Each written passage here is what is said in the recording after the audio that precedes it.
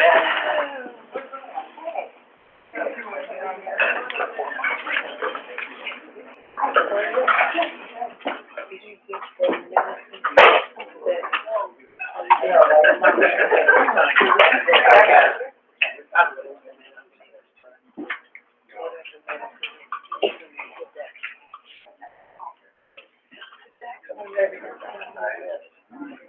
will go ahead and get the work session started.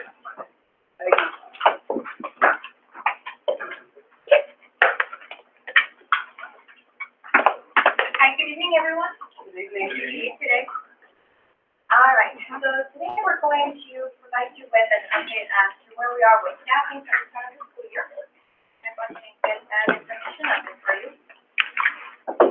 Okay. Thank you, Kate. All right. So, as you know, the staff shortage is not something that's unique to Elkhart Community Schools.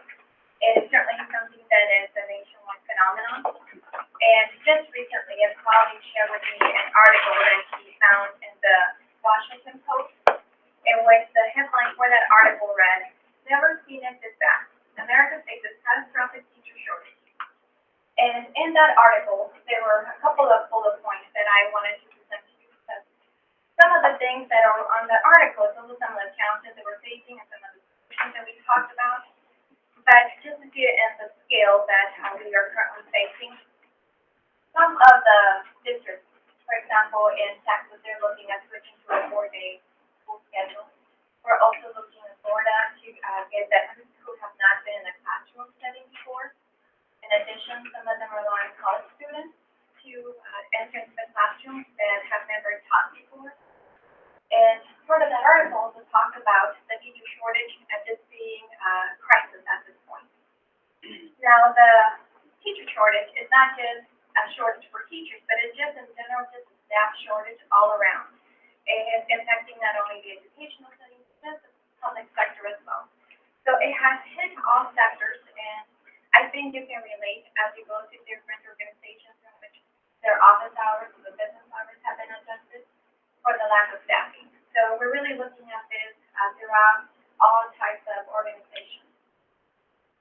Now, the message with this that I want to relay is that everyone's facing a staff shortage, but really is due to the lack of human capital. But no other industry is being impacted or hurt as much as the educational institution.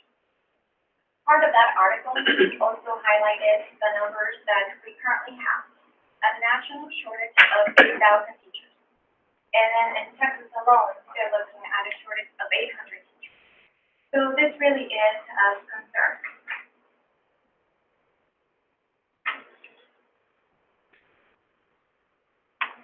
Okay, so you may be wondering, so what is Elkhart Community Schools doing to address this challenge? In order for me to share that with you, I do want to explain what our work has been and how we got to where we are right now.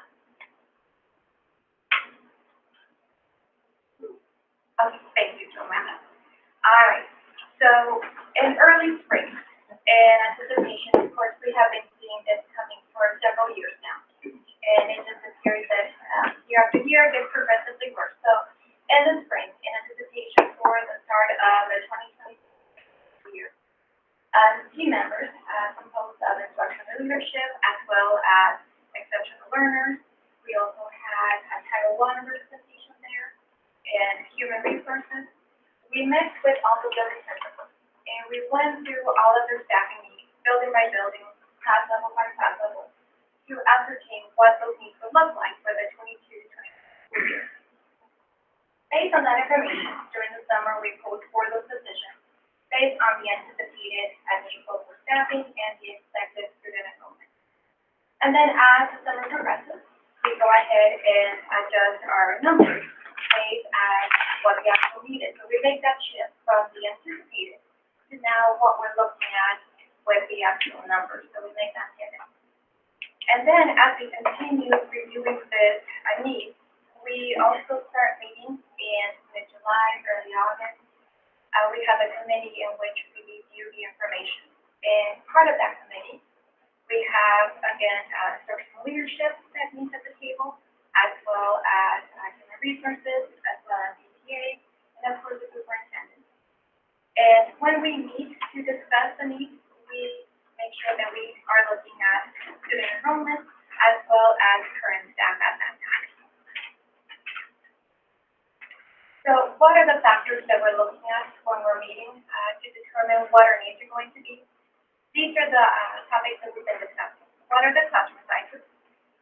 Who and what are existing staff? And then what do we have in regards to new staff?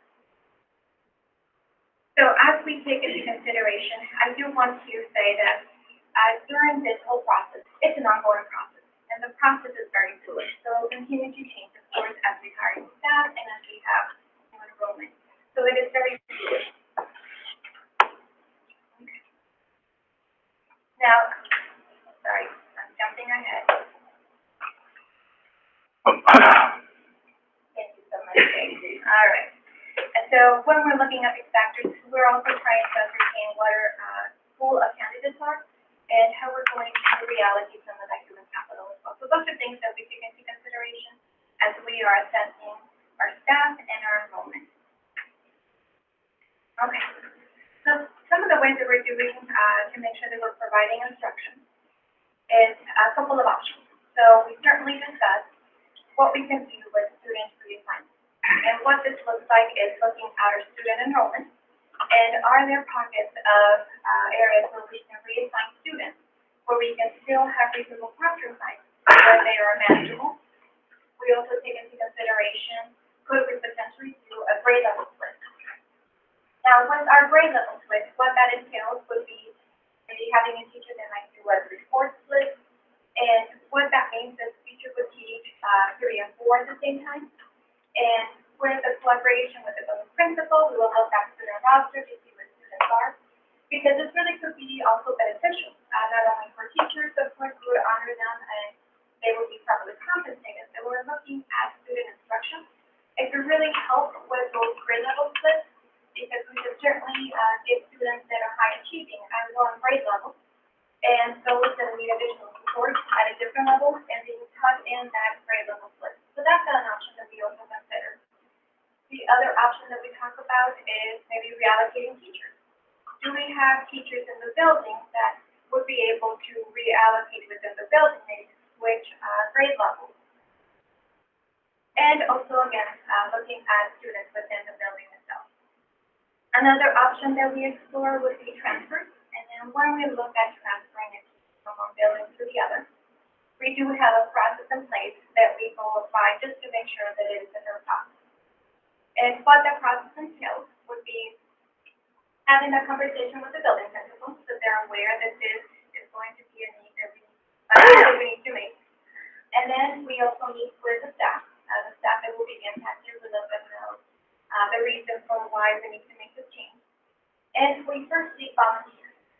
Our hope is that we will be able to get volunteers so that we have the least disruption as possible.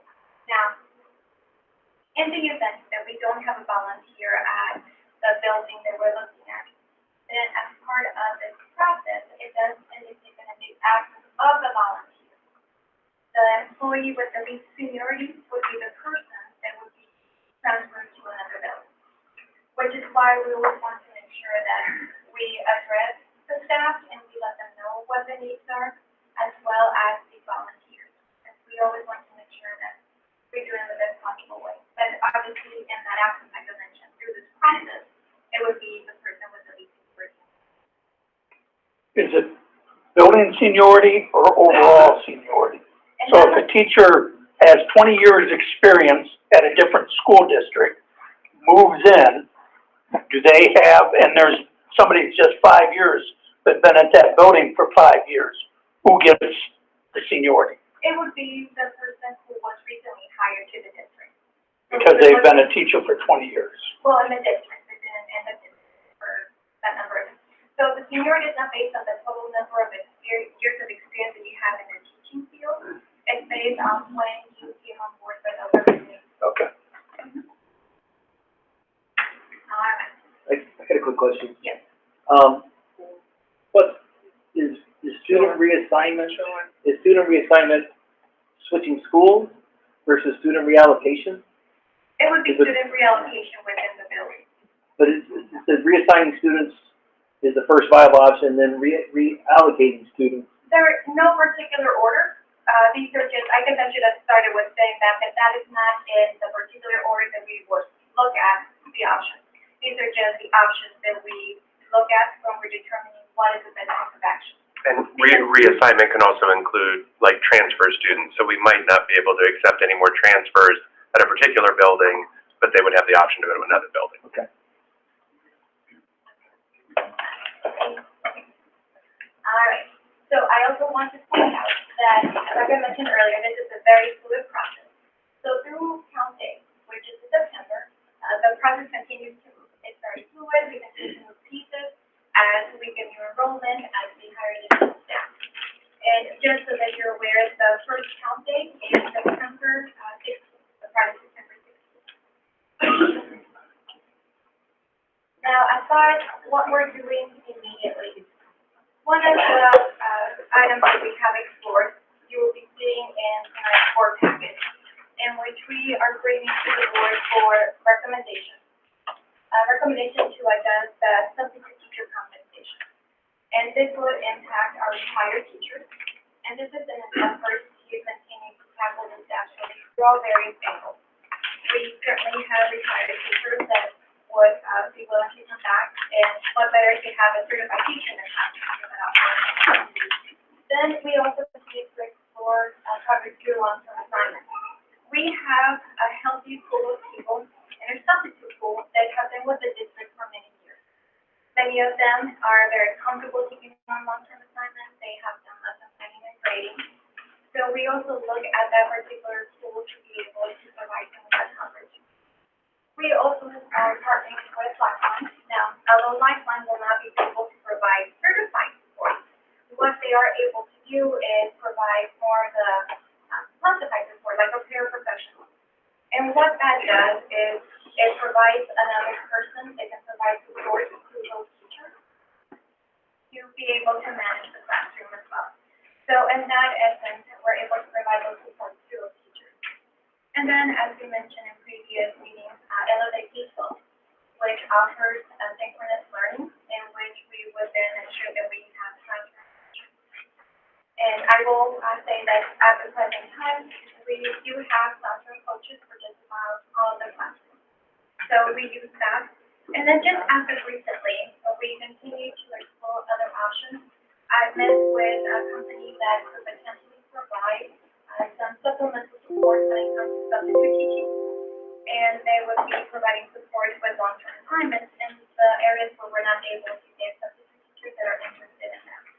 So as options come up, we do continue to explore those to see what else we can do to make sure that we're providing the best possible. Is that from a staffing agency? It is from a staffing agency. This would be slightly different than what you would see with Kelly Services or ECS, in the sense that they're focused on recruiting individuals that have been in the teaching profession. So in this case, we wouldn't be signing a service agreement that is just a blanket agreement.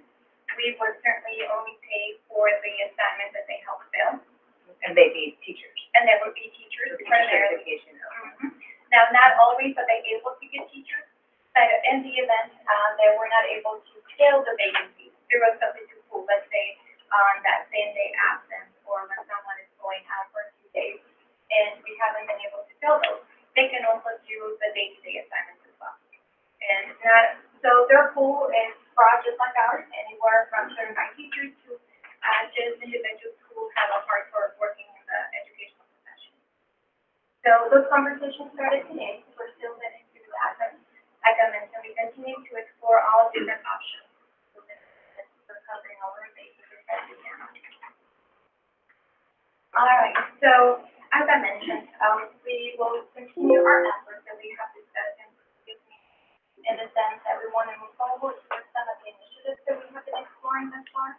We will continue to not only attract employees to the district, not solely based on compensation, because another compensation and benefits has certainly been a factor, but also looking at ideas that are innovative and those that would also provide a benefit that might not necessarily be, monetary, and we're looking at job shares.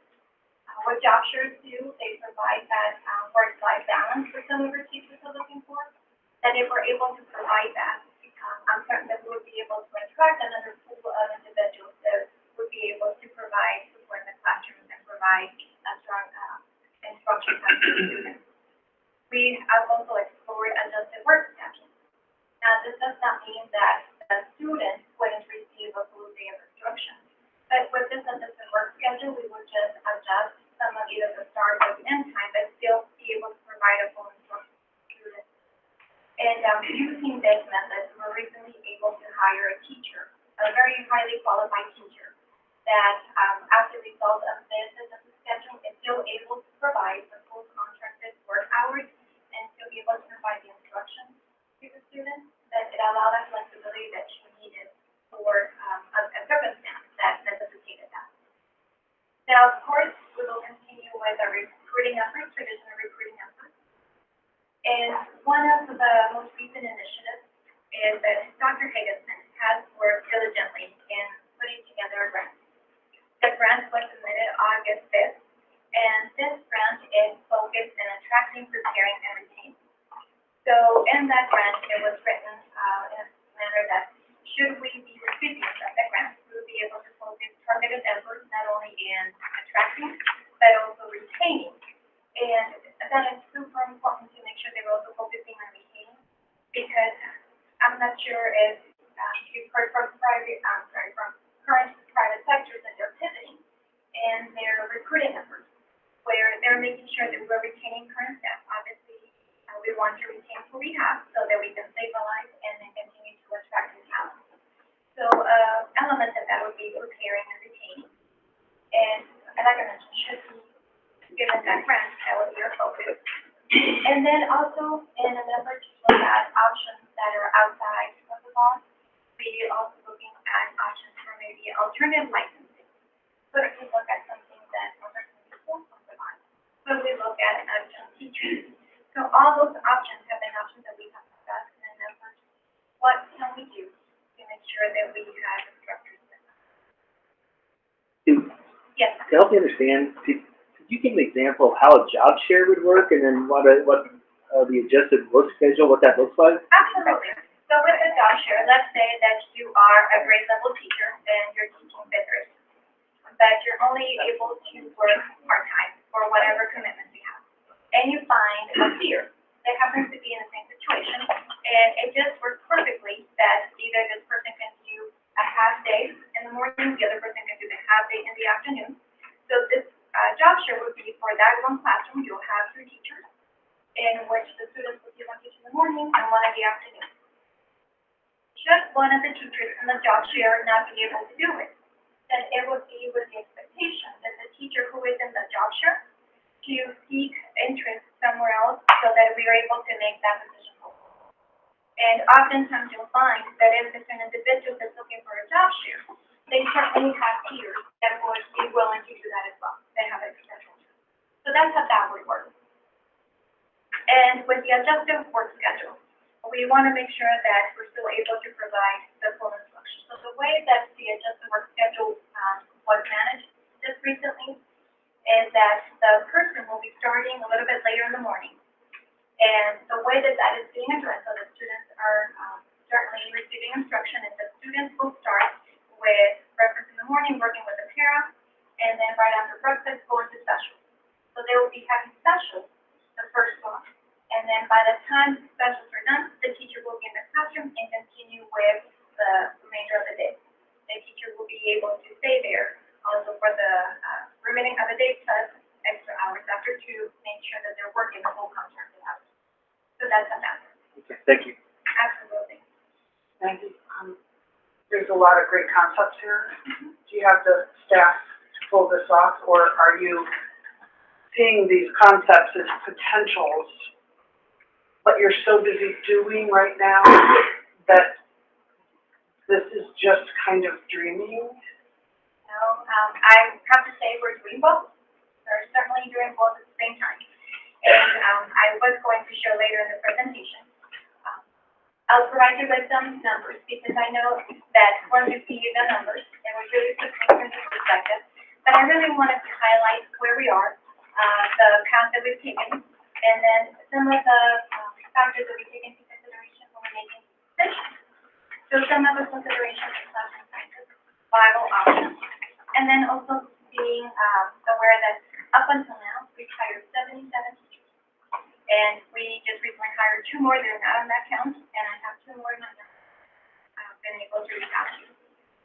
So I'm not sure if you remember, a couple of weeks back, I provided with a list of just where we are with staffing in our agency. So I want to provide you that exact same list with some annotations to the side, so you can see we are not all the vacancies have been filled with a new highly certified teacher, but all the vacancies have been addressed either with substitute teacher, either with having to transfer a teacher, or with LSAC class. So I wanted to make sure that you had where our current posted vacancies are, and those line items that you can cross out have been addressed. So although not every single grade level and every single content area has been covered with a certified teacher that's been recently hired, we are either covering them at the high school level with approved overload, which includes the freshman division as well as the main campus. And then in the middle school, we will be covering those courses with LSA 312, in which we already have classroom coaches identified for those. So for all of the classes, you have, coaches identified for? We have all covered for Northside. We have, I want to say a little bit over half for Cameron, and we have 2 for Westside.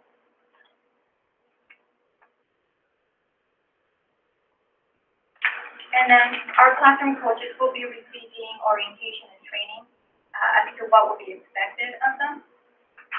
So that will be how we'll be covering some of the middle school. Now, then, like I mentioned, we're still hiring staff. We're still onboarding them. So the goal is to put in a certified teacher.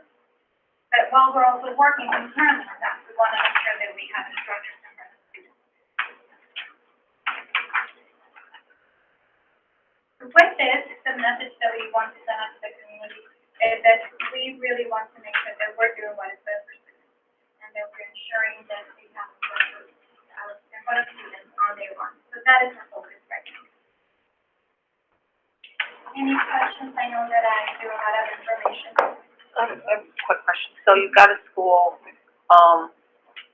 and what if all of a sudden, I know that kids are still enrolling, people are still enrolling, so you've got all this set up, so what if you end up getting an influx of kids in a particular school, and that throws off, you've moved a teacher from one school to another, and now the school that it was moved from is influx, then what?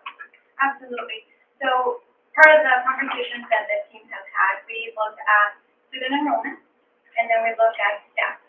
And then we also take into account if we were to necessity remove one of the staff members from that building, should there be an increase in enrollment, how would we be able to operate? And from the building, as long as it will still be manageable, we'll continue to find another certified staff there, then we remove from that building. If, meaning we ask for volunteers to transfer. If in the event we remove somebody from that building, and then as enrollment increases, then we look at where other pockets within the district we will be able to shift staff around, where we will be able to then reassign one teacher from one building to the other.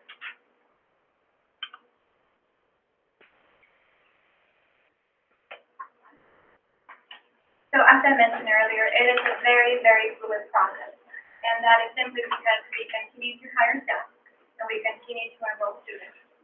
So until we are at a point where, like I mentioned, with our first counting, where we are at a point where it will be more stable, then we'll be able to really see where our actual needs we continue to focus on those.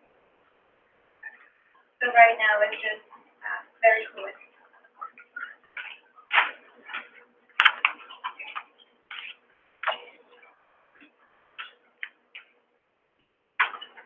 we continue to look for staff to break that Elevate contract? Absolutely. I'm sorry, so again? Do we continue to look for staff to break the Elevate contract? Like if Yes. we, you know, if we can find teachers for that, then we delete that. Absolutely, and one that is a prime example now.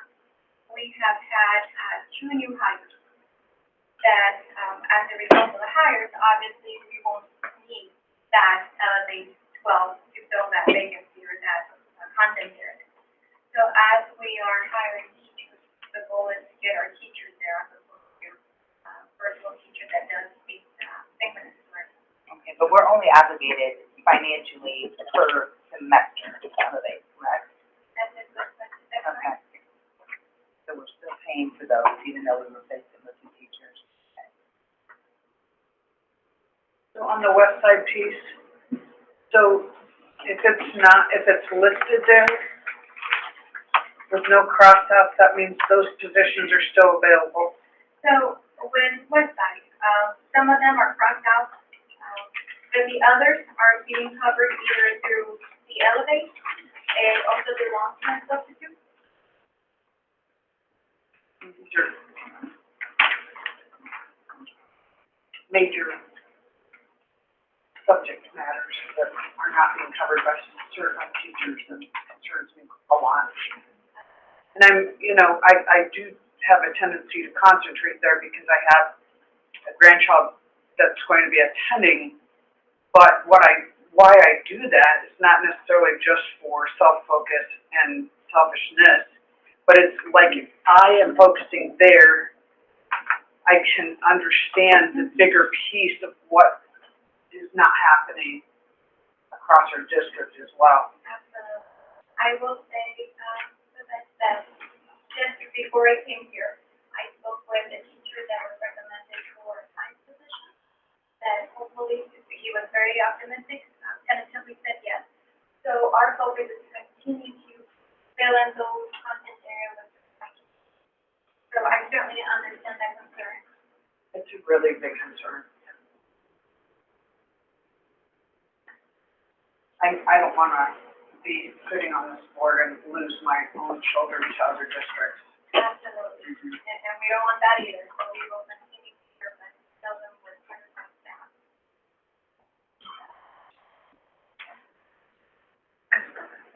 Yeah. Maggie, what does that mean when it says classroom teacher needs covered? Where are, Like on back, and is that deleted now, or is that mild intervention?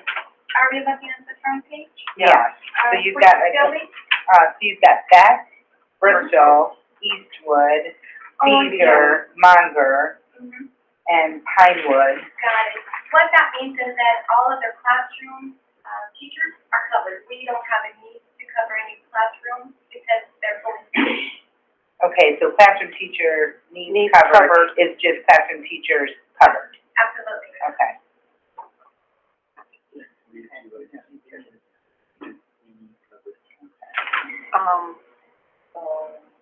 Are we doing any incentives for like middle school, for the core classes, like, math, science, language, arts? Not in and of themselves, other than if teachers are taking on overages where they give up their prep period and take additional sections to do that.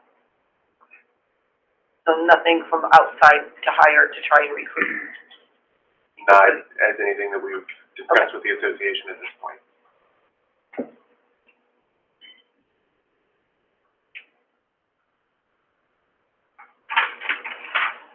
Anything else that I can answer? Now, I do have with me my counterparts in transportation that would also be providing an update as to where we are with that.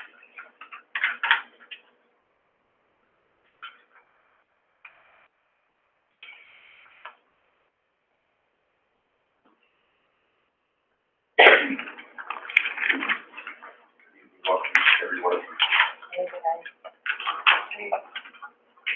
Public transportation, we're currently, right now, 90 CDL drivers. 5 of those drivers right at the moment are unavailable this time. We have 85 drivers that are available, start school coming Thursday. We have a total of 85 total routes. now, we are right where we need to be. We have 4 prospective drivers that are in the training pipeline, being trained as we speak right now. We have 4 prospective employees that are interested in becoming drivers. They should have their permits very soon. Trainers that we have on staff to be able to go in and take care of each one of them. So I would imagine the training time for them probably just a little over 2 to 3 weeks.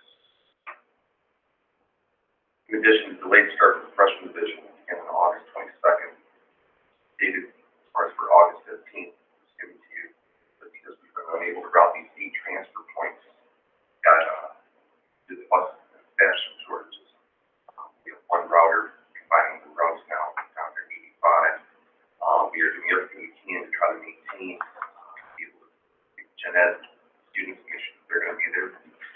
Right now, as far as the late start, that hour start over there, freshman division, we'll not be able to secure that August 22nd. As far as the parent app and staff finder, we have done everything we can to try to stay on top of this. And fortunately, staff finders had a series of people that have not been able to go ahead and build as far as what we're expecting them. We're just getting started with them right now. They've got this down pat, and we are expecting to have this fall break. Try to get there, do that sooner. I would just like to add at this point, so 85 drivers, 85 routes, that's wonderful, we have no accidents. District-wide, in all areas, at the worst of times, we have a 10 to 15% absence rate. So we really need about 100 drivers, that would be very helpful.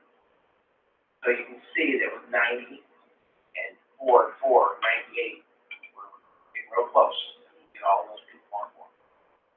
At the beginning of summer, we had 95 routes and we had 88 drivers. That's the reason that we spent so much time getting the number of routes down to 85. So we have a fighting chance of being able to transfer. As Ms. Lozano pointed out with teachers, the nationwide shortage of bus drivers is just as critical. Districts around us have changed their start times, changed their belt times, changed their schedules. Goshen just went to 3-tier. Last year, Carmel played a week before school started, announced a 1-mile walk zone. East Allen has 3 to 4 drivers, shortage of 3 to 4 route drivers. As our superintendent pointed out, they also need substitutes. We've heard of wait lists at Evansville, Vandenberg County. There, you sign up and you hope you have a spot. And there are hundreds of students that are on wait lists. And worst of all, further increasing walks. So we're doing everything we can to avoid those very bad options as far as we're concerned, very bad options. But it has taken a toll on some of the other things. And the delayed start, that was something that we recommended to Dr. Tallheimer and Chief Adams today, and determined that the lack of transfer buses, the routing, put us in a position where we could not complete that. Doing so would have meant that we would have not routed the 150 Gen Ed students that are promised to have routes for Thursday, additional 200 that have come in since then. We will try to get them routed as soon as possible, but it always takes time. And as John mentioned, the Stop Finder is part of the parent company TransFinder, which provides us Route Finder. Route Finder Zonar, which is our GPS system, work together. Stop Finder then works with both of those. So all the information that Stop Finder has, it takes from Route Finder. So all the routes, all the parent information, student information is directly transferred over. Why we decided to go with them. But again, it's really staffing shortages. They had issues. We found out today that one of their main people was out with an extended illness. Guess what? For quite some time and has now recovered. But it's just, it's become the normal. And whether we like it or not, every day is a new normal. So we're doing our best to get beyond. Is that the only company that coexists with our other, or are It there is, other because options? Route Finder is proprietary to TransFinder. Okay. So there were other options, but because because Route Finder and Zonar, or TransFinder and Zonar have a partnership already, and Route Finder and Zonar is what we have, the best option for us was to go with Route Finder, because they work the best together. There are many other options. Our neighbors to the west use an app called Here Comes the Bus. Same idea. They have different routing software. So we thought, when we moved forward with this, that this would be our best bet, and it would be pretty simple. And it's proven that. It is active, but it's only active for us. I mean, it literally, they turned it on, if you will, last Wednesday. So what we have now is we have some of our employees who are also parents that have this app, and they're gonna begin tracking their own students, see how it works. The worst thing we can do is roll it out and not have a means of communicating properly with parents. That's the biggest issue we've had. And this app, we know from talking with districts that started with this, failed at first, and then fixed it and made it work. That's the big issue, is being able to communicate with parents. Because it doesn't just automatically say, your bus is delayed for this reason or that reason. There has to be some substance behind it, which is why it's so critical we get the drivers, because then we won't have to have our office staff out driving. Because as it sits right now, we honestly believe that including John, we'll have 6 or 9 office staff out driving on Wednesday, or on Thursday. So, the 85 routes are consolidated in the 85 that covers everybody, but I'm assuming we had more routes than that before. And I know there was a commitment made at the merger that there would be no child on a bus for more than an hour. I would assume that since we've had to, consolidate the routes are longer, is that still a true statement? 1 hour is still our goal. I won't tell you that there aren't some Bristol routes that may be slightly longer, but generally speaking, we've kept that 1 hour as our limiting factor. We have a couple of Bristol routes that could be an hour and 50, and we said we're not going to consolidate to that. We're going to find another one. So that's where the great routers we have started to put the different routes together, mix and match, and figure out who can cover what, to do our very best to keep it in an hour. The first few days of school, I'm sure we'll have routes that are longer than an hour. It's just how things start. But we hope to nail that down and get it back to that 1 hour time frame. And then, did you say you have if I'm doing the math correctly, 10 to 12% absentee rate daily? Correct. That is not uncommon across the district. Okay. I remember days when we had 90 teachers out on the day. I mean, when you look at all the personal business, professional development, the family illness, when you look at everything you have, when we have staff as large as we have, that's not an uncommon statistic. Food service is the same way. Depending on the time of year and holidays, paydays. I mean, it's Mondays and Fridays are our worst days. So, considering how critical this is, I mean, it's pretty common sense. If you don't get the kids to the school, they're not going to be educated. Exactly. Would a presentee bonus, would that help? We currently have the attendance bonus, but in keeping consistent with the rest of the district, we haven't made a change to that, because we've always felt that if we make a change to one attendance bonus, we need to be consistent throughout the district. So right now, it's an annual bonus. We have discussed quarterly bonuses, 6-month bonuses. Some people have even recommended a weekly bonus. Those are all things that are great ideas, but especially, I preach the consistency across all 5 of the departments that I oversee. I would not want to change for one and not change for the others. So that's a big undertaking for our HR department, which I think is pretty clear. They're very busy trying to make sure we have teachers in classrooms. So an attendance bonus, while it might help, is going to take away the amount of time to make sure we're consistent across the board. Is going to take away from the work that we need. That's my opinion. And back to the Pathfinder app. Just because it works with something else doesn't mean we can't get a different app. That's correct. Okay, so if we keep having this problem, we've been asking since last year about this, why aren't we going ahead and researching another app? Well, we have. Okay. But like I said, it's active, so it's finally active. So now that it's active, we need to see if it will work with our system, how it will work, and be able to work out the How bugs. much time do you give it? Well, I Don't mean, get mad at me, but I'm a review girl, and I like whipping through the reviews on that app, and boy, and we we talked, really might wanna read through. we talked to many of those still, so. Patients are wearing thin though with the app. Yeah, I mean, we're the Patients are only, wearing we're the, thin. Oh, yeah, I- our patients are wearing yeah, thin, yeah, too, I like understand. literally, we're the only school system in our area that doesn't provide this. This is gonna help us immensely. Oh, heck yeah. Without a doubt. No kidding. Volume of calls we get in, et cetera, is Oh, yeah. reduced that quite a bit, and we're looking forward to it. Yeah. We want to get having what we already have, get the what blend. We have been stutter stopping continually Oh, with yeah. them. With the promises, and it's taken care of. You said great. Thank you. Look at him, John. Yeah, I'm sorry. I was waiting. Sorry about that. We are gonna do everything we can. If they cannot produce what we anticipating, then we are gonna do it. Okay. And we'll always be able to look. Yeah. This is more so than just for the parents, this is also gonna be for our drivers. Oh, There's yeah. many aspects. Yeah. There's other offshoots that come off this, that we're hoping for as well too. So earlier this summer, when we were having difficulty with them, Jason and I suggested we might actually change routes. So that got their attention. We're gonna give them a few weeks here because we need to be able to go through it and see how it works. We talked to many of those, reviews, we talked to many districts. The biggest concern they had, that they shared was that when they started this, they thought this app was gonna do everything itself. It doesn't. No, I mean, I read that Yeah, too, it but, requires Right. people on our end. So one of the things we've done is we've actually added an assistant supervisor of communication and dispatch. It's a position that's currently posted and that we are going to be interviewing for as soon as we can, getting through the start of school. That person will be responsible for that app and for the communication with parents. So we hope that that helps to fill the void that other districts had and didn't have that person.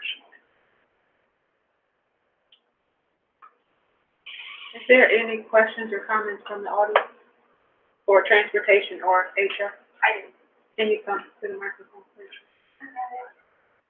Hi guys, I know I don't know much on this topic, but is there any way that we can get with like each individual school instead of like carpools, parents? And kind of see if maybe there's kids who need that as too far away, or to help with the busing situation? Maybe an idea, get the parents more involved, let them know that we're in crisis. Like I said months ago, I didn't know anything about the crisis through the school until he showed up. So I think that's a great idea. I do know some families have pulled together. I'm thinking of a group of Hispanic families that they get together and organize on their own, and one person takes several kids from the neighborhood or from the family together, so. And I think that's a great idea, if we can get the schools involved with it and get more parents to acknowledge it, maybe we could get more parents to pitch in. and that way if you have a bus crisis, and you know, like, have a 13%. Exactly, where you have doctors that are actually far away. Right, I think, yeah, I think sometimes, I think as a parent, yeah, I think really like that's something to let parents know. Yeah, That we have that, it shouldn't be on you guys, if you're getting like hit with phone calls and just nailed all the time with that, and I just think if people knew that, they might step up more and help. Also, another thing, for the wages that the bus drivers make, is it competitive enough with our truck drivers and our factory workers? So on January 1st of 2021, all classified staff, including bus drivers, bus helpers, received a 37-hour raise. On January 1st of this year, bus drivers and bus helpers received a $1 an hour raise. And then on June 14th, the board approved a $1.80 per hour raise, which puts us competitive with all of the local, almost all of the local districts. So our starting pay is 23 cents. The starting pay is 20. Concord's is 23. No, I want to give you the answer as best we know it. We know that there are drivers that are a little higher up. It depends on their years of seniority. One of the issues we run into is that there's such a limited number of drivers. As drivers are retiring, it's like teachers, we're not getting more people to drive. So the gas prices, fantastic that they're down. We have to bid diesel fuel and gasoline here in about 4 months. So we want to see that plummet a bit, another $1.50, and then we'll be where it stays at. But when we were at $5 a gallon and trying to find bus drivers. Lori Long is one of our supervisors. She drove for Middlebury. She has many friends in Middlebury. Come work for Elkhart. Not gonna pay the money to drive to Elkhart. So a lot of people are staying put because there's a cost factor. Though we have more hours that we can offer than many of our smaller districts that are competitors, still isn't necessarily worth the cost. So, you know, we're finding a number of battles here. Well, and I would just make a comment too, that I was reading an article in the last 2 weeks that there are school districts, because of their driver shortages, are so critical that they've got lottery systems, and depending where you live, that you may not get busing, because they're just that short and figure out a way. I know when we went to a walk area when my kids were in elementary school, and our school became a walk zone area, you know, there were parents that, you know, couldn't get their kids to school because they had to work very early, whatever, and there was just a group of parents who just kind of put the word out, and, you know, I carpooled kids back and forth every day, to help out parents. So I think if parents, you know, can communicate, help each other, you know, people were posting on Facebook, you know, we need help, we need this, can you help me? And, you know, it was amazing how, you know, when parents are in need, you know, parents can relate to other parents, they get it. And so if they can help, parents usually are willing to help out other families that are in their schools. And I would just encourage people to do that,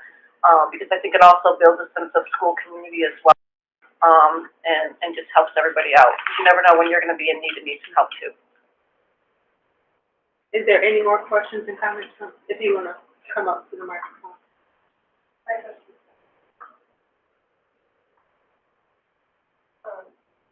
When you were talking about, you know, like, what you could do teacher-wise, you said something about grade level splitting.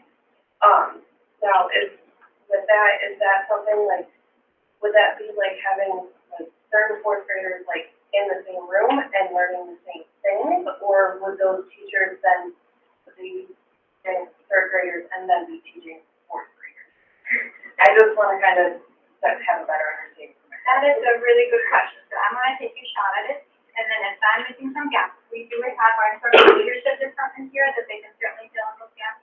But with our splits, what we do is we collaborate with the principal, so you're not going to have two classrooms into one. Okay. So we look at the building level, the principal with the teachers will look at their students, and then based on those students, they will look also at the achievement. And then let's say there's a 2-3 split. Then we will look at the students that are going into second grade that could perform at a third grade level. Then we put them in that 2-3 split. But let's say we have a third grader who needs additional intervention, of course.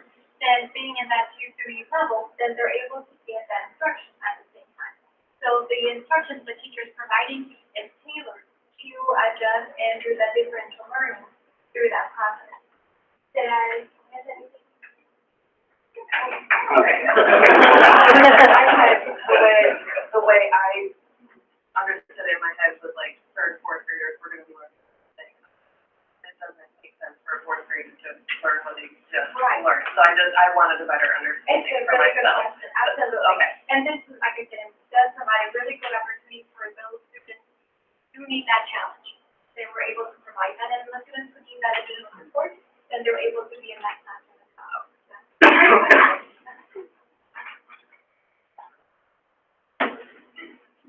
Mine's actually for transportation. So I registered my son for a bus route for a freshman. We checked on our transportation today to find out that he's in walking distance, which I was kind of confused about because we live off of West Boulevard. So I Google mapped it. It looks like we live 2.8 miles from the freshman campus, which the average walking it shows is 54 minutes for him to walk to school. I was told that it's a 2-mile radius, but it's a 2-mile radius of how a crow flies. So I'm kind of confused there, but I'm concerned with a 54-minute walk if we're concerned with an hour bus ride, but a 54-minute walk in the rain, the snow, let alone, I mean, all the other, you know, the heat. So My wife and I are very concerned about that. When I leave here, my plan is actually I'm gonna walk from my house to the school, see how long it takes me to walk, to decide what we're gonna do. Thank you. I don't know. Tony, do you wanna Yeah. respond to that? If I can get your address, that would be, take a look at it again.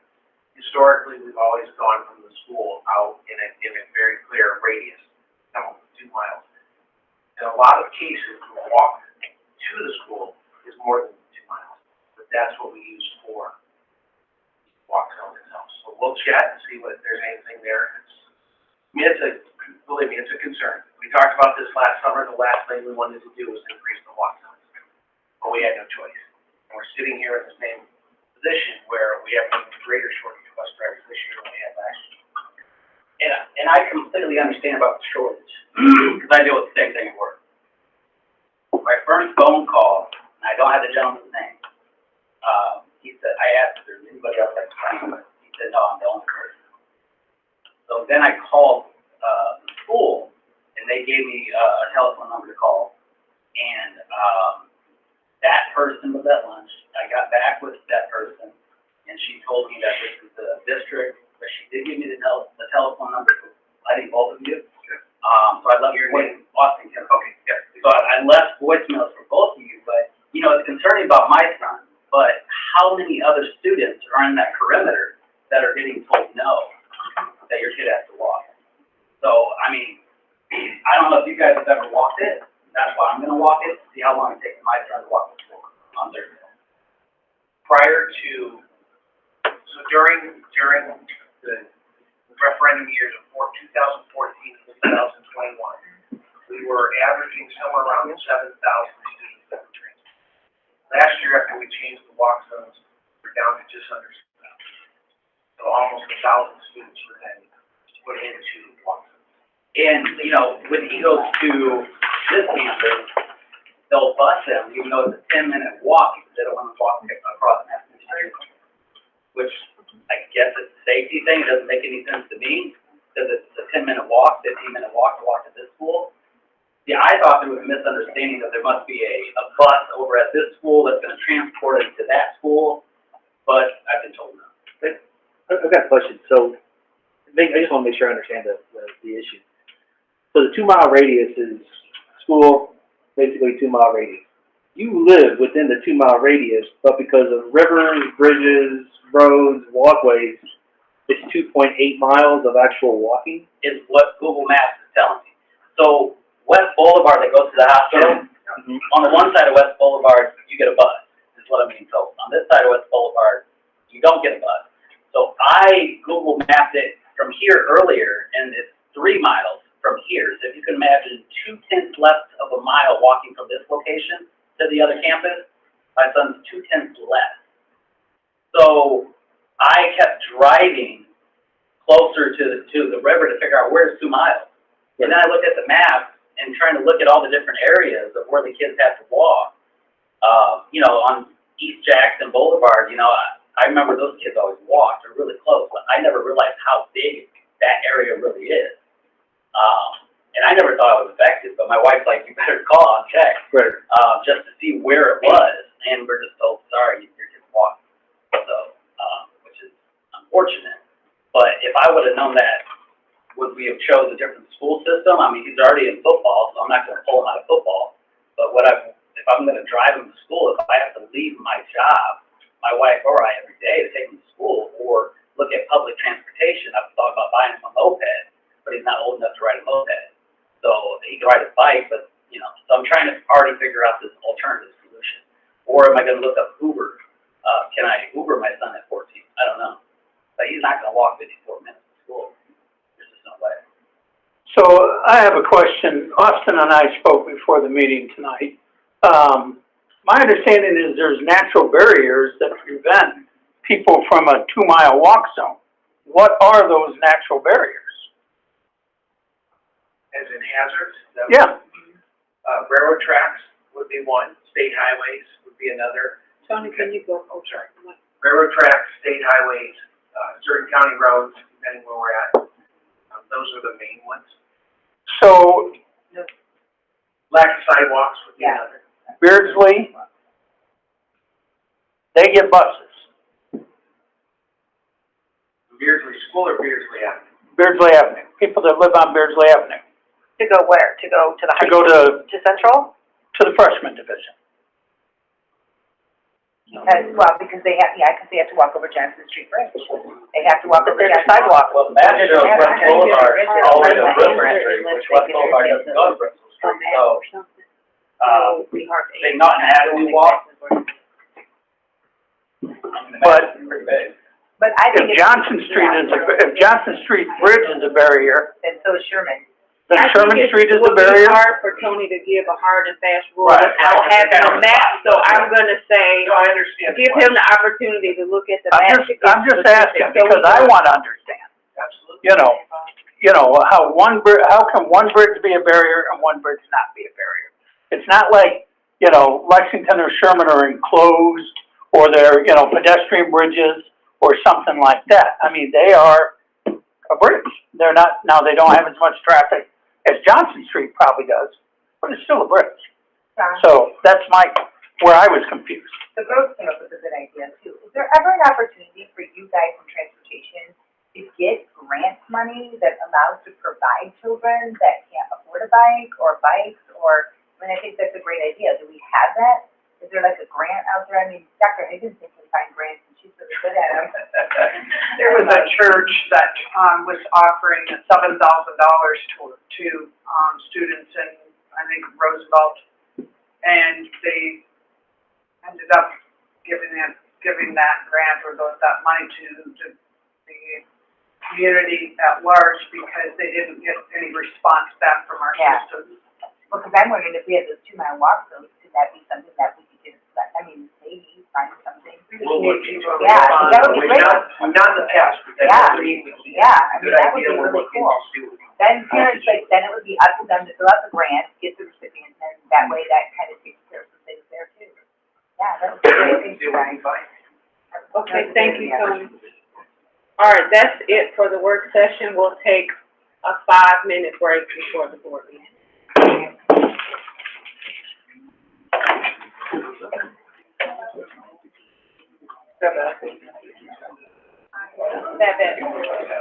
That bad?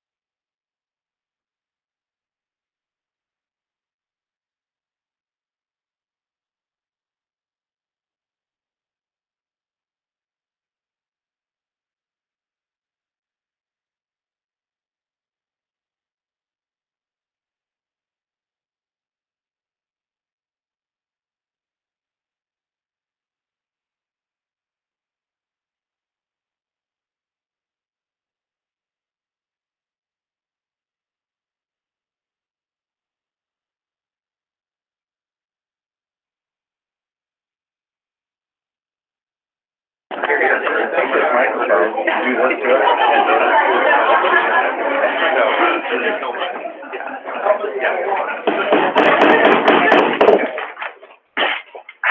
understand for the pledge of allegiance? I pledge allegiance to the flag of the United States of America and to the republic for which it stands, one nation, under God, indivisible, with liberty and justice for all.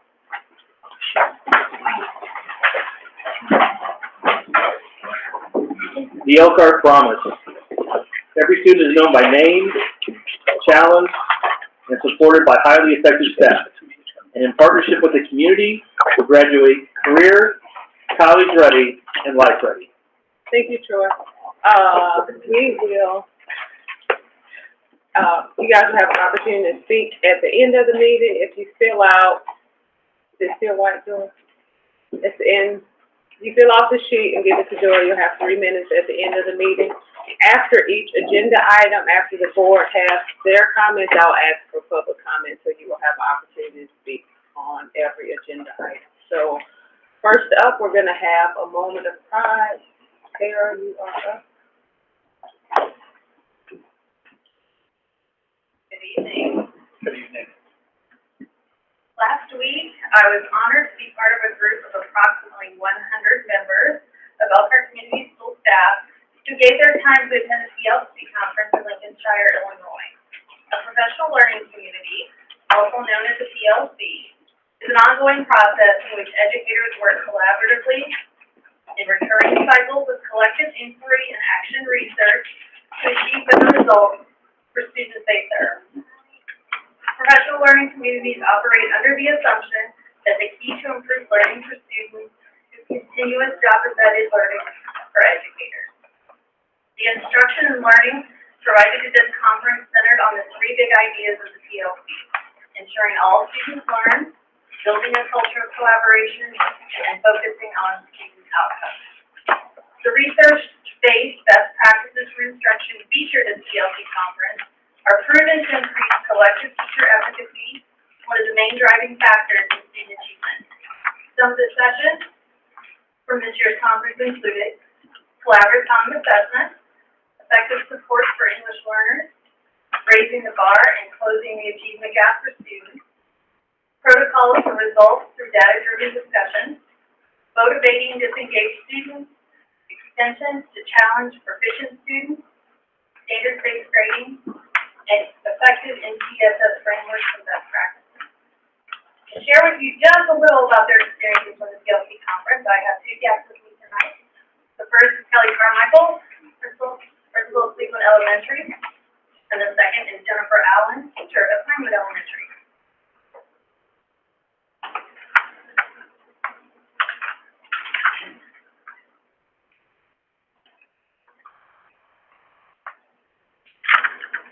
Hello. When I was first asked to speak tonight, I thought, it's back to school night, and but it's school in 5 o'clock this morning. But talking about the PLC process is a pretty easy thing, and the Institute is an awesome opportunity, so it was no problem. The Institute reaffirmed the work we've been doing and really helped emphasize the importance for me as a leader to ensure that the processes and expectations are clear, and we are providing examples for our teachers. The staff believe in this process and want to do the right work. They're hungry for it. It is the job of the leaders to clarify the expectations, provide feedback, and support the process. Clarity precedes competence. Ideas like data is information, not condemnation, and should be validation for our practices help set the tone for our data meetings and the work we do with numbers at school. It is important that we as educators are always learning and growing, and this institute is the best way for us to continue this learning. I could stand up here for hours and explain how valuable the sessions I attended were and how much we've already implemented them at school already just in these last 2 days. Anthony Muhammad said that we are the guardians of our students. Dr. Tolliver spoke about how we cannot wait. We have to act now. Our children need us today. The PLC process is that right work right now.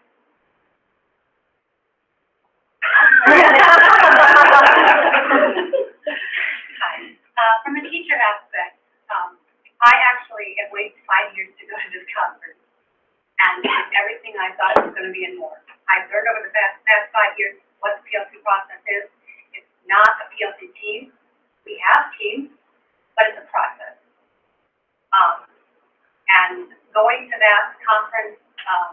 was invigorating for me as an educator.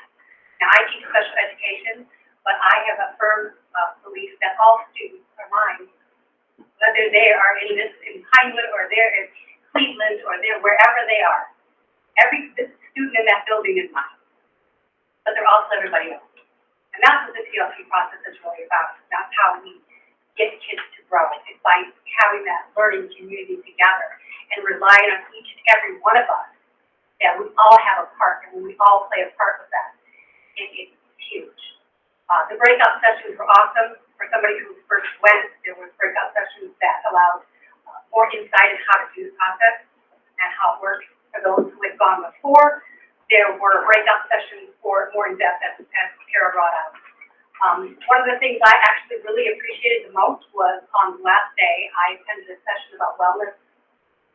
And as a teacher who has come to the point at some times in my career as getting to that burnout stage, I've been there and I'm still here, thanks to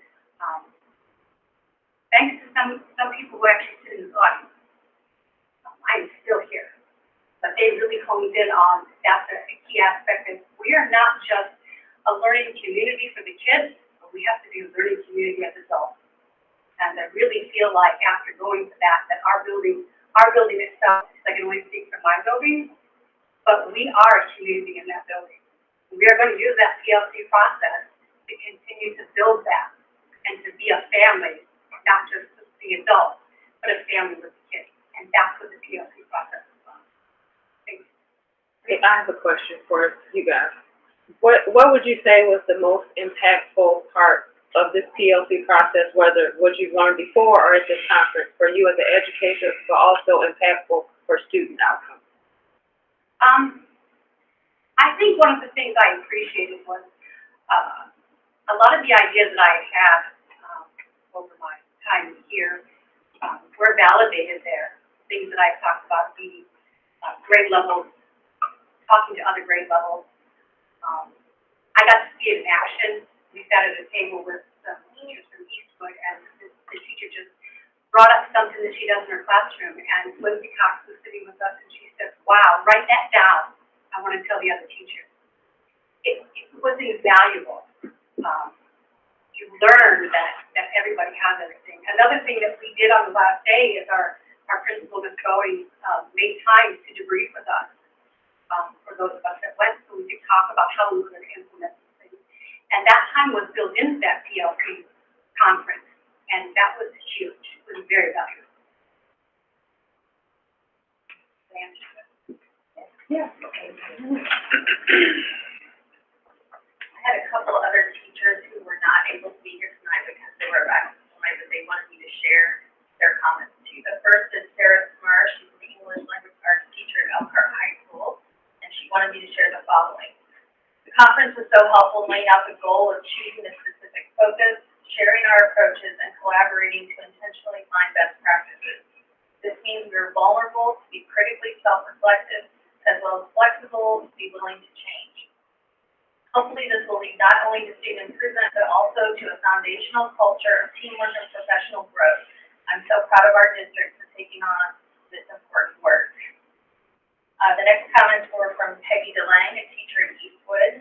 She says, first and foremost, thank you for allowing me to attend this opportunity for some of the best professional development I've ever attended. PLC conference opened my mind and my heart, reminded me of my why, and allowed me time to connect on a deeper level with colleagues. This deeper connection will lead to a more intimate ability to collaborate for all children. My biggest takeaway was that especially in this hopefully post-COVID world, children need to learn to become compassionate. Modeling and teaching compassion should be an embedded piece of every school in every district's culture. Ultimately, when this happens, the entire community benefits. Learning and growing in our ability to be compassionate can best be achieved when staff are able to avoid burnout. The number one way to avoid burnout is to have a dedicated time to become reflective, serene, relaxed, tranquil, and peaceful. Me, this means time built into my day every day.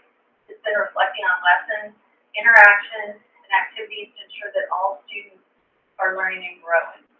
To find peace in those moments or lessons that didn't hit the mark, and to have time with my colleagues pivot as needed to ensure we are able to meet the needs of all in our community. Any other questions? How many years, have we been going to Lincolnshire? I believe this was our 4th year sending people. Fourth There's year. a couple of years there during COVID that they didn't do it. Okay, 4th, overall, so it could have been 6 if it not for COVID or Right. something like that. Okay, so my guess of it is that, you know, we've spent $400,000 doing that, which is fine, and I'm delighted in the fact that, finally, after, you know, over a 6-year period here now, that you came back and actually kind of filled in the board on what went on in Lincolnshire and also, how it's gonna help the school corporation. The other thing I would highly suggest, and, because the board is looking at these numbers very, very closely, that, you also figure out how to, set your goals percentage-wise or whatever else you measure things by and stuff like that in the big picture so that we can get these schools and elementary schools, middle schools, and high school moving forward in the right direction, okay? Because this board has put in millions of dollars into training out here, and we need to have the results to match that. That's very critical, it's very important, and it's going to be even more so going forward in the future. But thank you, though. I appreciate it. Is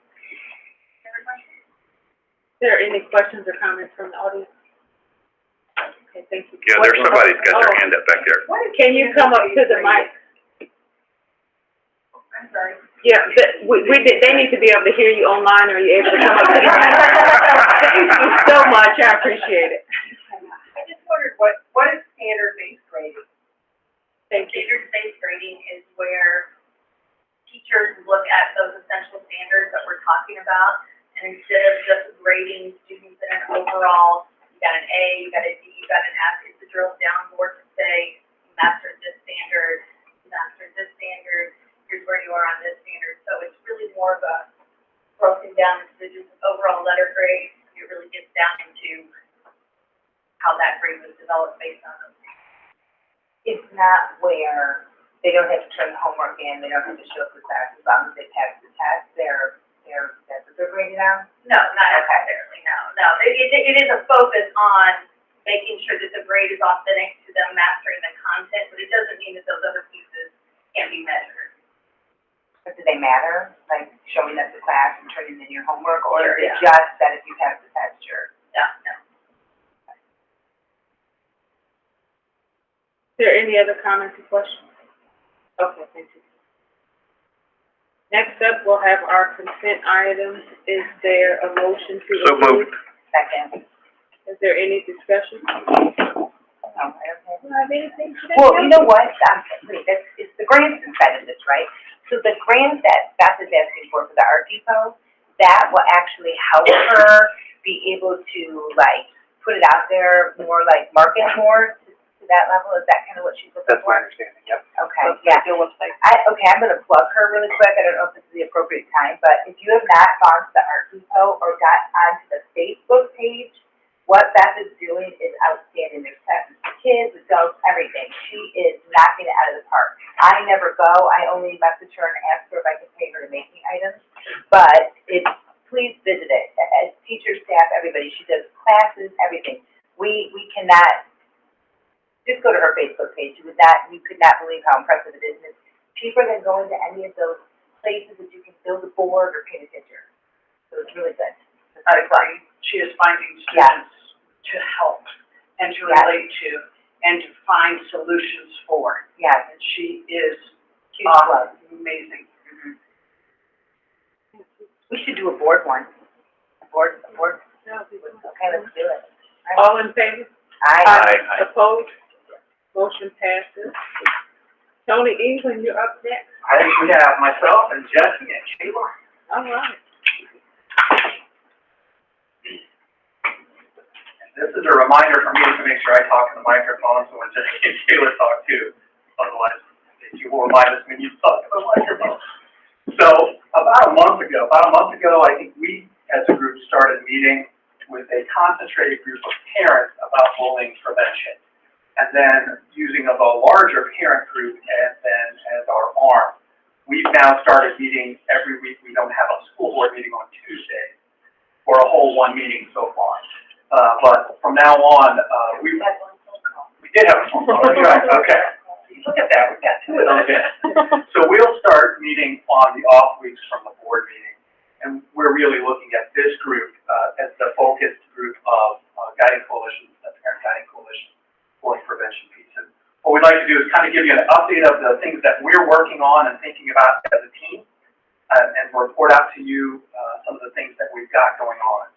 And the first, and I get to talk about tonight, you'll see on the board agenda through the chief of staff and the attorney, look at maybe changing the definition on bullying after we've done some research from the parents who had some questions about what that definition looked like and what it was, and understanding from the Department of Education what they actually do when they're training folks. You'll hear a recommendation that I think this group would support as it comes to the board for final decision making on the policy about the definition of underbullying. Is that pretty accurate? Okay. So, Tony, can I ask a question before you move forward? If other people want to participate or come to those every other Tuesday meetings, yep. What time is it? And if they want to participate, how do they get yes, we involved? generally meet at 6 o'clock, and they can contact Jesse, Kayla, any other member of the group, or myself in the Office of Professional Learners. And we are usually going for about an hour, hour and a half on those evenings. And we meet here, but we also have a virtual hookup, so those folks who can't make it can actually be involved virtually. And we do have usually people that can virtually. So if they need the link, it's the same. Reach out to them. We'll send them the link, and we are putting our agendas, and now, as we talk about some of the other things we're putting them all right in the agenda or right in the link. So people have access. We are using Google Docs. Thank you. Good. Kayla. Okay, so like you said, every other week we meet, and we would like to do quarterly meetings for the bigger groups. And we would like to host those at different schools each time. That way we can attract more parents, and that way they can join the effort.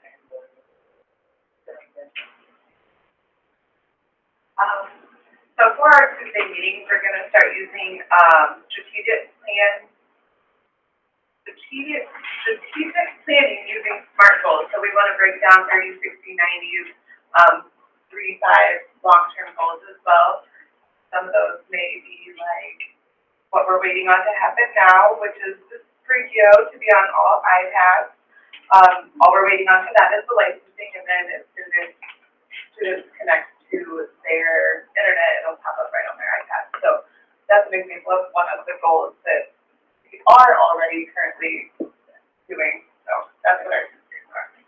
And then reaching out to principals to see who'd be willing to host those quarterly meetings, and working with principals on knowing what this group is doing. And I think there's a hope as we invite some principals, maybe some of the principals will become part of this group. But even if they aren't, because as we have busy nights on Tuesdays, many of them have something already going on. We also know that we have 2 members from this particular parents group who will be those liaisons. If you remember right, when Sarita put the liaisons together, every building will have an Obeas bully prevention liaison. They will all be trained together here shortly. We're working with Mr. Scott, and should we have a new assistant superintendent of student services tonight after the board has that agenda item, that person would also be somebody who's trained. And then we will have somebody in every building plus 2 parents to be part of that team, so that the parents can learn what we are doing and be transparent, and so the parents can have a voice with the school about what they see and what they think is also important with those particular people, so that they can get some feedback back and forth. The Sprigio idea was a great idea, and it totally came out of our parents meeting, talking back and forth, our parents saying, look, I sometimes don't know how to get a hold of, or my kid tells me and I want to be able to, and knowing and then showing how Sprigio works, doing it during a session together, and seeing how easy it really is, and then get contacted. That system makes a lot of sense, and we're required by law to have an anonymous reporting system. Well, once we know what that is, that's pretty awesome. Knowing that we'll have parents as part of our liaison team to work with every other person who's basically in charge of bully prevention per building was also going to make a lot of sense. So our 2 volunteers are are Jesse Oates, and then Aaron will be the second person who will be training. I know Aaron wanted to be here tonight. That's kind of where we are right now. I'm excited for us to start thinking about strategic planning as a parent group. How and what do we want to accomplish over the next, I like short-term and long-term, like you said, and I think that will help us get a focus too as a team in our work together. And Jesse has grand visions and has texted me about some other opportunities that I think are coming down the pipe that we'll have some more conversations.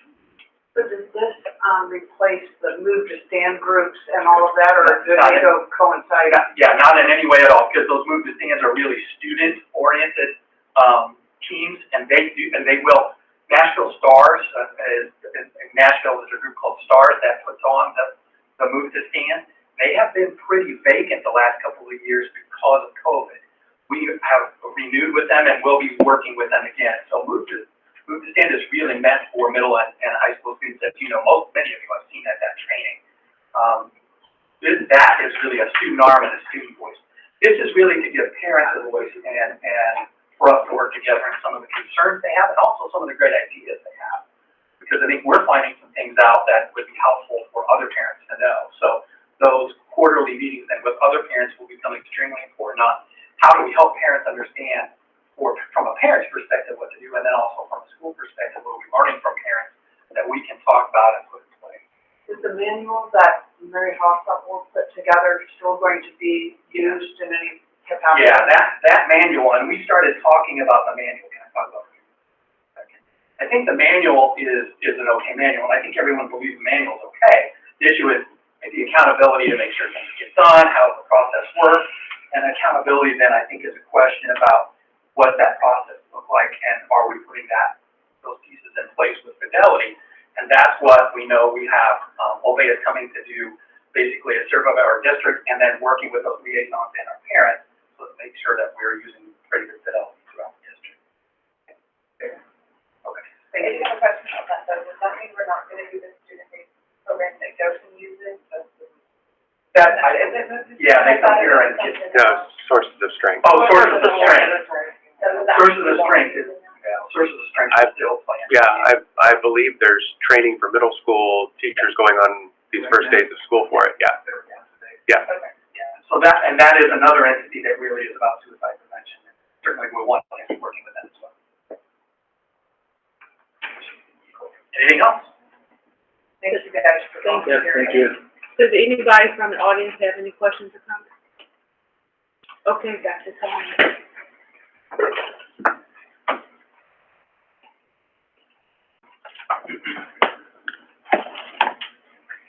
Thank you, Jake. It is my pleasure this evening to introduce a standing agenda item by presenting to you a summary, an executive summary of our teaching and learning plan for this coming academic year. So as we have done through the summer, we've looked in depth at some data across the district to be able to find what we need to work on this coming year. And as you can maybe recall from either of those sessions that we did in the summer, the data was telling us certain things. So first of all, our English learner data, when we were looking at that, we were talking about the necessity to get proficiency rates higher, that we wanted to get proficiency for our English learners before grade 6.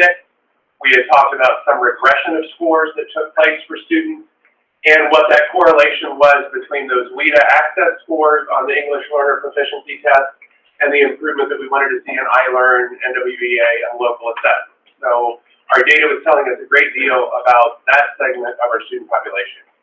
The second thing is that we're very excited about watching what happens with early literacy. So as we had 95% of our kindergarten students know 80% or more of their letters, that's putting us on a pretty good foundation to build those literacy skills as we move into first and second grade.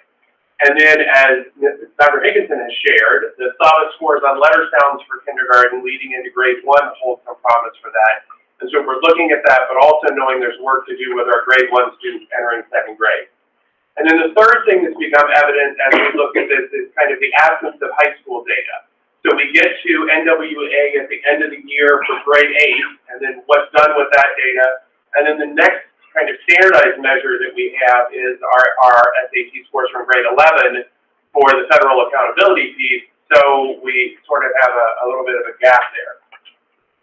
So the next piece is for us to look at what that EL data is showing us, and so as you'll recall, we looked at this sheet. We had a great number of students who were stagnant in their scores and moving up those proficiency levels. We had those students in red who had regressed and the students in green who had proceeded. And so we saw that about 52% of our students stayed at the same proficiency level, about a third grew at least one level, and we had 13% of students who actually lost a level. So what we're really looking at is for those students who are at that 4.5 to 4.9 at the bottom of that chart, the capability of us to move those students up to level 5 to get them to proficiency. And then also when you look at the correlation between iLearn and the WIDA scores, to try to get students to level 4 or higher, because that affords them a greater opportunity to do better on iLearn tests. And then we have this snapshot of our kindergarten students, knowing that we have a great number of students come in, vast majority of them at level 1 and level 2, but we do have a pocket of some students that we could get to proficiency fairly quickly between those 3s and 4s. And then looking overall at our English language arts and our math correlation to that iLearn proficiency, and that we're leaving, as long as students are remaining below proficiency on WIDA access and staying below English language proficiency, that also means that they're staying below proficiency on iLearn and we're leaving those scores on the table. So those are things that we know that we needed to work on. And a connecting piece to this that came up in a conversation with board members the other day is that when we're looking at that English learner framework, the Sheltered Instruction Observation Protocol, or the SIOP protocol that we'll be talking about in the plan, that implementation of those SIOP pieces is critical for English learners because it's very sound, language-rich literacy and content instruction. So we're building background knowledge for students, we're helping create vocabulary-rich environments, we're being very intentional about the opportunities we give students to learn from different modalities. They learn by speaking, they learn by reading, they learn by writing. So all of those ways of learning the language only improve the ability for other students to gain in their literacy skills, their background knowledge, and their ability to build their content knowledge so that they can be ready for assessments as well. So when we talk SIOP, when we talk about this emphasis for EL, it is to help this particular population of students, but it is good learning for all students in the way that that framework is structured and the intentionality you use in thinking about your lesson planning. Hopping into grade 1, coming out of kindergarten, again, as we see down here at the bottom, we had 95% of our students. We had 11 of our schools have at least 90% of their students know 80% of their letters, and so those were substantial increases as we looked at that for the beginning of the year to the end of the year, even getting up to our district's lowest school score being 84% by the end of the year. So we have a pretty good foundation on that literacy recognition checklist to be able to build off of as we go to grade 1. And then in grade 1, we saw that at the beginning of the year and we got to the end of the year where a third of our students were in a position where they knew 80% of their sounds. So again, those are the students adversely affected by previous year's schedule and COVID and the things that we had in our best representation of the learning loss. We know that we continue to have that work to do. So in grade 2, they will get foundation. And then we have added foundations in grade 3 to continue to have a resource to be able to teach that as those students would progress through. And when we look at our early literacy achievement data, again, 38% of students down in those lowest percentiles, higher percentiles here, and kindergarten in the best position for us to do that. And when we look at these SAVA scores that Mindy had shared with you, we're seeing in terms of those letter sounds, 80% or higher on those high-frequency sight words and sounds. So again, kindergarten students positioned well. So we'll see as we do beginning of the year first grade testing where that is, but that should give us some indication as to how much they've retained that, and we'll be starting off at a higher percentage than we were with this year's first graders in testation. And then with our middle schools, looking at that reading and math achievement data, knowing that we need work to do there and making sure that we're getting those essential standards. The whole PLC process, which is core to the teaching and learning program, is about identifying those essential standards and seeing where students are on those so that we can move them through the year, provide interventions through the year, and not have these kind of scores at the end of the year that might be surprising people because we haven't really tracked where students are student by student, skill by skill. And then ultimately we're asking ourselves what our high school data is not telling us, because again, when we look at the data that we have from iLearn at the end of 8th grade, our NWA scores, then we get to the SAT data that we had provided to you in the plan, we have this gap in here. And so doing work on common formative assessments around those essential standards by course will help fill that gap. So what that process will entail is that we have currently some common summative assessments. Summative meaning that those are given at the end of the year to get the cumulative understanding. Best way to think of that is it's a final course examination, a final. So those common summative assessments are there at the end of the semester or the end of the course. And so we have to look at those and determine when critical standards are taught through the course of the year. Then we take those skills that are going to be in those common summative assessments and we break those out at least quarterly to the isolated skills. So everything's lumped together in the summative test. What we're going to do is work with those teachers to say, how can I take those types of questions and those skills and scatter them back through the year in these formative assessments so that I know along the way where kids are. So similar to what we've done with the SAVAS assessment or with the NWA checklist, we would now have a way to know skill by skill, student by student around those essential standards where they are. And then we're going to be asking particularly that those be reported out for English, algebra, geometry, so that we can see where those are in those core content areas because those will have the greatest impact. But we also want to know what's happening on other skills and literacy across the content areas because that's what's going to be able to have kids be most successful as they finish high school and on the SAT assessment. So overall, our data is telling us we need a greater understanding of our EL data and whom to help. Our SIOP implementation with a focus on lesson planning, stronger Tier 1 instruction connected to 2-tier interventions with formative assessment, and as we've talked about, the MTS implementation that merges academic and behavior consideration.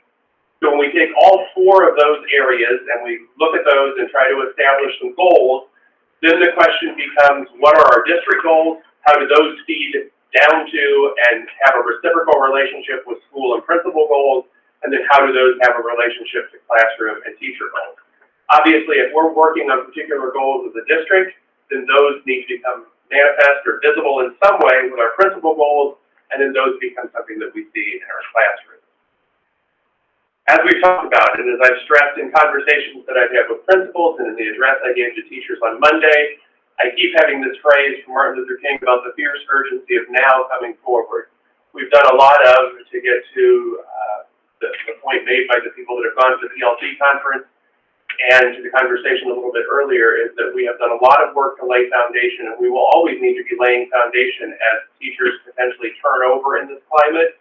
But we are to the point where there is capacity among our buildings where, for the staff that are here and that are doing this, that we're ready to move this work forward. And that we have the ability to do that now that we have assessments in place, the common vocabulary, the understanding of the essential standards. So our goals for this coming year are to increase principal and teacher knowledge, to look at EL data, identify student needs, and plan for specific instruction to meet the needs of EL students. So for that, we are targeting that 80% of our kindergarten through grade 6 teachers will be implementing that SIOP component of lesson preparation within one subject daily. So they're thinking about content standards or content objectives, language objectives, they're thinking about those different modalities. Lesson plans reflect that in at least one of their core subjects, either language arts or math daily. And then in grades 7 through 12, those teachers will be implementing that within one of their courses daily, to refine that lesson planning process, to get really good at doing those content and language objectives, and then layer in another course at both of those levels as we begin to move into second semester. Then we want to see those proficiency scores for English language arts iLearn students move from 8 to 15% so that we can get those iLearn scores better. And we're wanting to see at least half of our EL students increase at least 50 or half a level, 50% of a proficiency level on the WIDA assessment, so that we're not seeing students stagnant and we're not seeing nearly as many students regress on those. The second thing is for us to to make sure that all of our buildings have a Tier 1 behavior expectations explicitly carried out to students within the strong PBS framework and our PRIDE acronym. So we would be asking that all schools execute this school-wide system of positive behavior interventions and supports around the PRIDE traits. They're teaching those qualities and those traits within common areas with with expectations for those common areas, like hallways, cafeterias, restrooms, and then those same expectations are carried over into the classroom where individual teachers are reinforced. Then we want to reduce the number of student conflict incidents as reflected in the behavior data, trying to drop those from nearly 2,000 to about 1,500 as we move through the coming school year. And then by our review of processes and being clearer in our expectations of students, we would expect that our recommendations for expulsions district-wide would reduce by 10%. There are going to be instances when expulsions are absolutely necessary. We're also not going to just drop the number of expulsions we're recommending for the sake of doing that, but by really looking at the processes, are we following our tiers? Are we doing what we're supposed to do with MTSS? And with clear expectations for students in the way that we're presenting this, making those clear for students, we would anticipate and do expect that we will see the student-on-student conflict and some of the other things that lead to expulsions to be dropping this coming year. And our final goal as a district is to increase the capacity of all of our educators to plan and implement effective Tier 1 instructional practices and those Tier 2 interventions that are aligned to Tier 1, especially using common formative assessments. So we will see on those NWEA checklists across those grades, we improved anywhere from 11 to 17% on those individually. So when we're looking at those collectively, we'd like to see those grow by about 18%. We want to see our math and language arts on iLearn for grades 3 through 8 increase by about 8% in both of those areas. And then if we're doing that work where we're trying really hard with freshmen to know where they are, for 10th, 11th, and 12th graders, to know where they are on standards, to remediate and intervene as necessary, that should keep them on track to graduate. So our goal would be to have our number of freshmen on track by the end of 9th grade at 80%, and that our graduation rate for the high school will be at least 90%. So the process that we're engaging in, and there is a district guiding coalition that works to do this. So the district leadership team, in conjunction with this guiding coalition, looks at data and forms an initial plan that's coordinated with that guiding coalition. Then we will use administrative team meetings, our monthly meeting, become a forum for this work by reviewing previous work we've done, engaging in new learning around the PLC process and related to the things on our syllabus, providing time to work on tasks, and provide extension on other topics. And then that work will go back to the building guided coalitions and their teams to work on during collaboration time, weekly or daily, during e-learning days, and with artifacts and working documents provided to the team. And so we had discussed previously, prior to this meeting, Mrs. Mullins asked the question of like, how set is this, or is this a living document? So again, this is the district syllabus that we're looking at and what we do. So on August 5th, when we met for the administrator retreat, we reviewed our district goals, we looked at this plan, we talked about collaboration time and guiding coalition, and then we did some work around this to build ourselves as we look at that. So when we have this kind of agenda item, again, what we will be looking at is we'll get together with the guiding coalition, looking at what we're going to do September 7th at the administrator meeting, get feedback from that guiding coalition about what we're doing here. We'll have certain things that we'll want to talk about. We'll ask the guiding coalition what they might want to add. We will look at new learning around how to look at and collect and analyze our EL data, building by building, and then some kind of extension that we would be doing to prepare for something else that's coming up or a topic of interest. So as you look down through this plan, you'll see the review, the new learning, the extension, and then over in this column, artifacts or expectations that grow out of that work. And so, as you can see, that's very well fleshed out and kind of takes us through March and April. We get a little less detailed in these parts here, knowing where we'd like to go, but we want to assess with the help of the guiding coalition where all of that goes.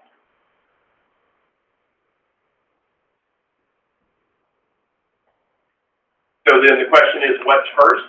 So as we look at that syllabus and we know what's coming up, We want to use the coming weeks and the first e-learning day to finalize our district elementary math essential standards.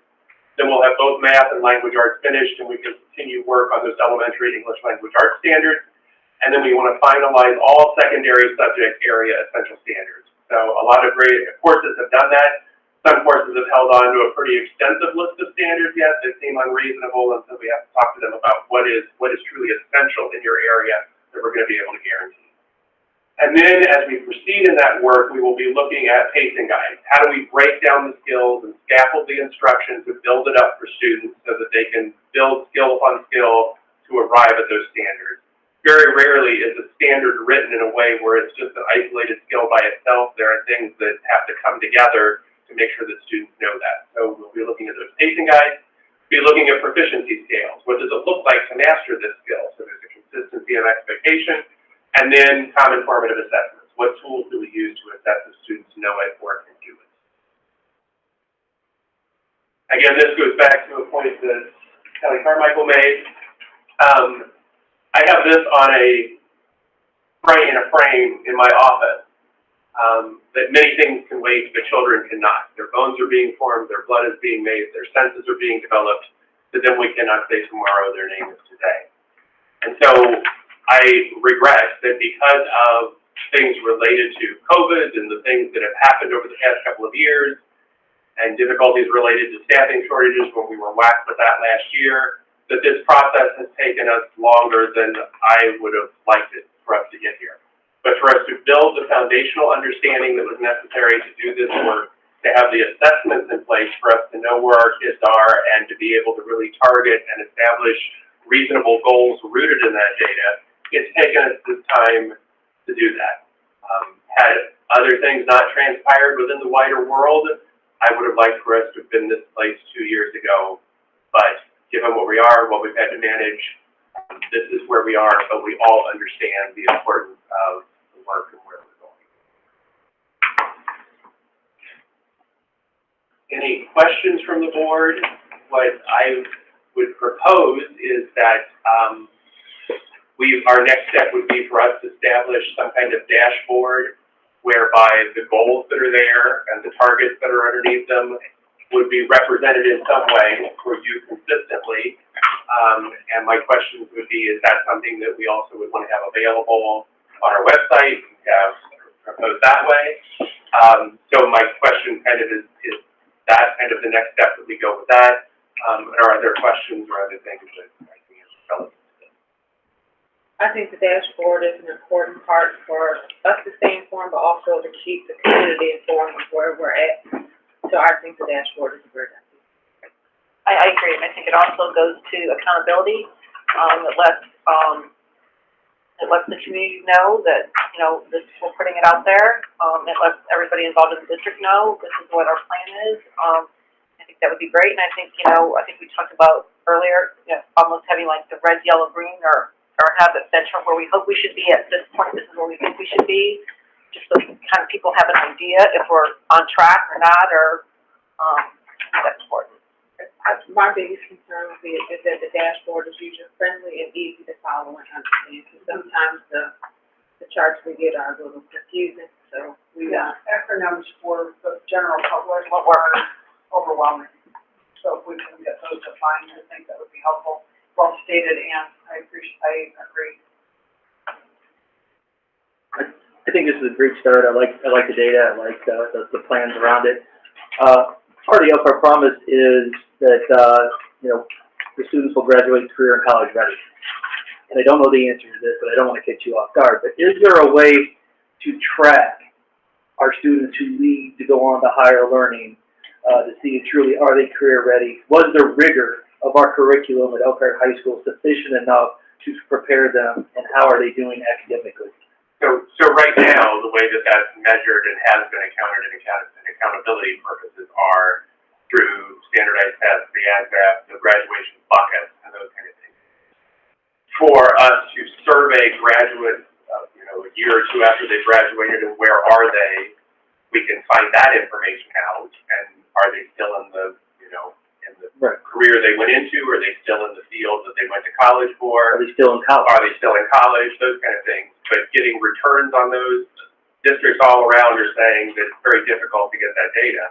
The state is trying to figure out how that's something that could be done, a little more uniformly across that, but it's just very hard once they leave us to be able to get that data. A small part of that is just the opportunities they get and pursue as they transition. So how many kids are applying for college? How many kids are taking SAT? How many kids are on the path to like a certification or a workforce development program or internship? That's a small portion of it, because if you're not college and career ready, you won't even be ready to take advantage of those opportunities. So that gives you a little bit of an indication how well we've done to prepare them by the opportunities they pursue as they transition from high school. I would also interject that, the Commission for Higher Ed puts out a report every year for the freshmen and how they've done with their high school. That goes back to their high school and has all kinds of data. Free and reduced lunch, 21st century scholar, what kind of a diploma they achieved in high school to compare that to how they did their freshman year. So there's data out there, and I think the data from the Commission on Higher Ed, while it's not all-inclusive, it can give you a snapshot of certain areas to see the kids who, if they're, for example, if they have an academic, if they receive the academic honors diploma, they tend to do better than kids who don't their freshman year in college. Kids who are 21st century scholars tend to do better than those who aren't. So there's different pieces of that you could pull out to kind of give you some insight into certain things that are going on and how they're doing, and looking at the overall graduation rate of that particular cohort of kids. How many of them continued on past their freshman year? That seems to be a big indicator that the number of students who go to college but don't return for their sophomore year, and that data we can get. And another part of this is a lot of programs are pushing for non-traditional, which means they're not going to four-year colleges. So right. They're doing entrepreneurship, internships, and things like that, which are measured in a different way because it's not a four-year college. So I think what people look for is a little different, because if you're not getting as many kids going to college, it looks like you're not doing a good job. But you have to balance it out with the other opportunities we're providing the kids. Right. But you want to make sure those that are going to college are being successful and can finish. I mean, there's schools that market that saying the graduation rate is 98%. Of those 98%, we have 90% that go on to a four-year higher education. Of that 90%, we have a graduation rate of 80%. Right. You see that marketed quite a bit. So whether it's completely accurate or not, Right. And the other question is qualitatively, or from anecdote, you want to know why maybe 60% of our kids go off to college, but only 30% correct. finish. What happens Right. to half of those kids? Is it financial? Is it what kind of things are behind that? And that's hard to get. Yeah, so sure. I mean, you can get insight. Right, you can get insight. But you don't know what the stories are behind what might have been behind. Correct. The kids not finishing. Yep. And then to Daisy's point, there are kids that maybe get some dual credits that start in a career and then don't go back until later, and they're not even reflected in any of right. that. Any of that data. Yep. Anything else? I think It's very interesting. Thank you. We're eager to get started. Is there any questions or comments from the audience? Okay. Old business stuff going. You have a lot on the agenda today. Yeah. We've got a lot of policy to talk about today. Got a lot of things going on as we begin the school year. Two policies, well, let's start with the policy that was presented to you earlier and incorporates some provisions that were recommended at the last school board meeting. Tonight, especially recommended approval of those provisions of board policy 2266. This policy establishes procedures used by the district when a discrimination complaint under Title IX has been filed alleging harassment or discrimination in education programming or activities based on sex. The proposed revisions clarify the scope of the district's prohibition against harassment and discrimination, So individuals understand the prohibition covers acts occurring on school grounds and at school activities. The provisions also clearly identify those administrators who bear the responsibility of serving the role of Title IX compliance officers for the district, provides a clear prohibition against retaliation for individuals who might seek redress under the policy, and further defines both some of the terms under the policy as well as the procedures to be followed when investigating complaints. As I already noted, the policy does incorporate some provisions that were recommended by Mrs. Montebello during the last board meeting, and we're seeking your approval this evening. Is there a motion? So moved. Second. Is there any discussion? Was any recommendations, are they in purple? Bear with me, my iPad died yesterday, so I've got to go find that paper change. You mean red? No, it's red, green, and then I was just trying to determine the last time that we reviewed this. I remember the recommendation, I was just looking. Yeah, it's there at the bottom of item 6 about retaliation. Okay. Yeah. Yes. Yeah, the highlighted part in purple. Okay, thank you. It's showing up purple here, but it's a highlight. Yeah. Yep. It's a, yeah, they can highlight it, that was just adding. In your packet, it's page 117. Yep, thank you.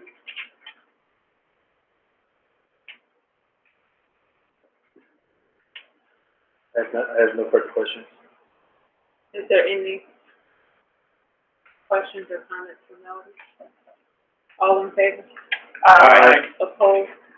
Motion passes.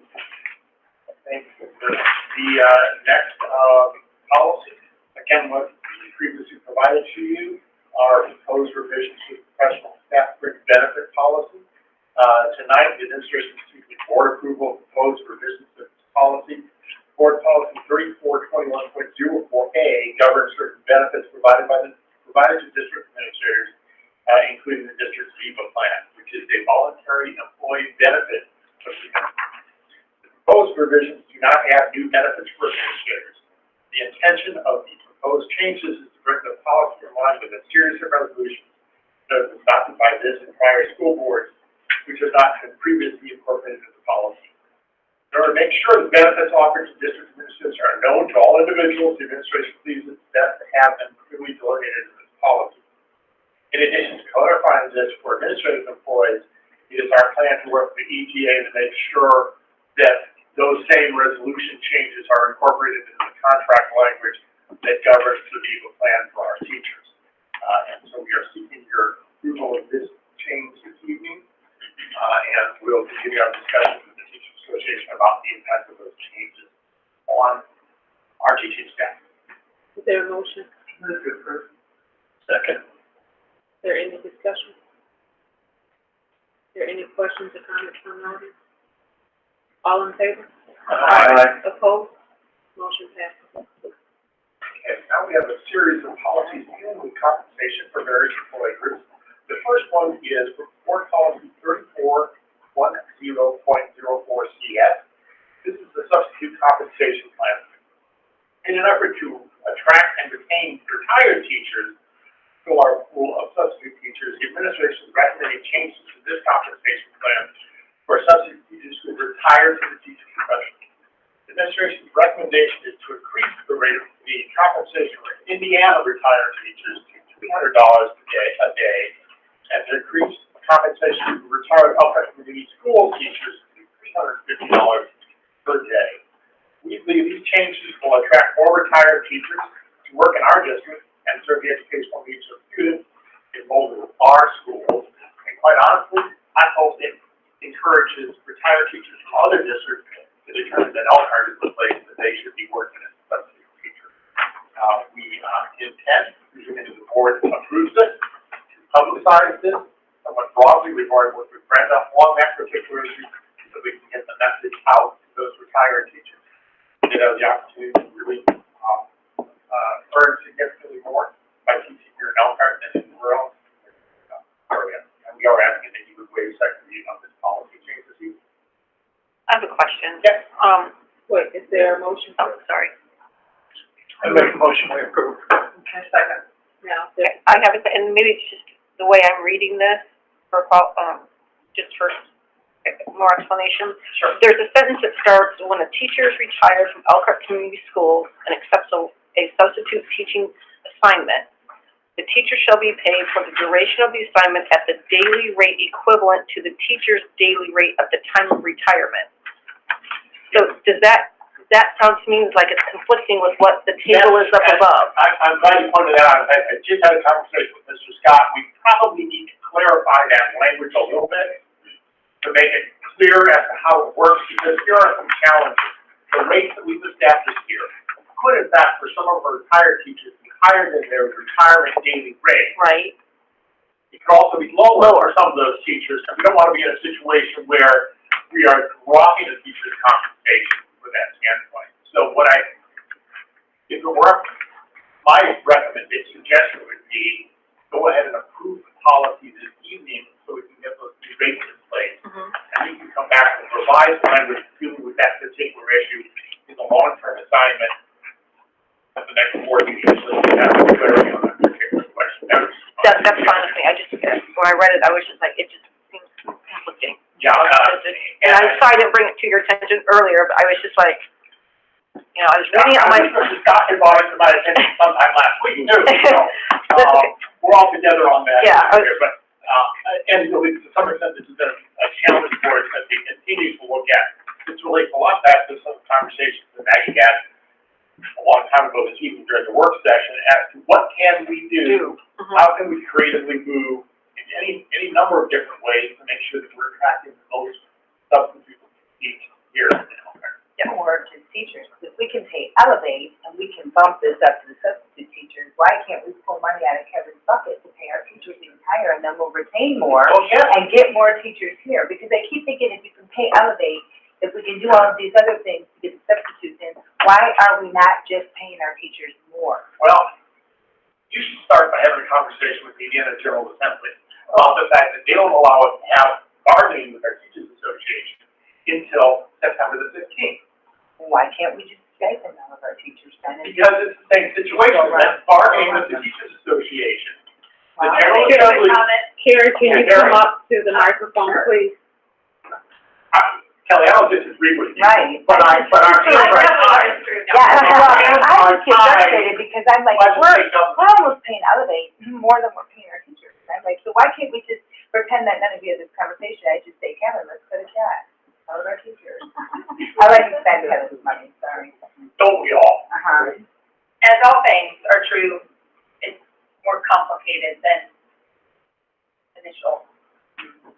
So the answer to your question is complicated and not quite that simple. I just want to point out to the board and everyone in the public listening, please remember the state reported a $6.1 billion surplus with a B a few weeks ago, and seem at a loss of what they should do with it. Oh, wow. $6 billion. And so they could throw $6 billion even to us. Tomorrow they're not going to. But it's going to take a long time to fix the staff shortage because we don't have undergrads in the pipeline. We have villainized public education. We have made teaching and working with children not a profession that people want to go into. We have burnout. So people who have always loved the profession have gone into the private sector just because there's no relief valve from the day-to-day stresses. The job is enormous. And so it's complicated. I know. But I was in the big discussion trying to kill half of your testing. If we could get rid of half your testing, it would be best. Yeah.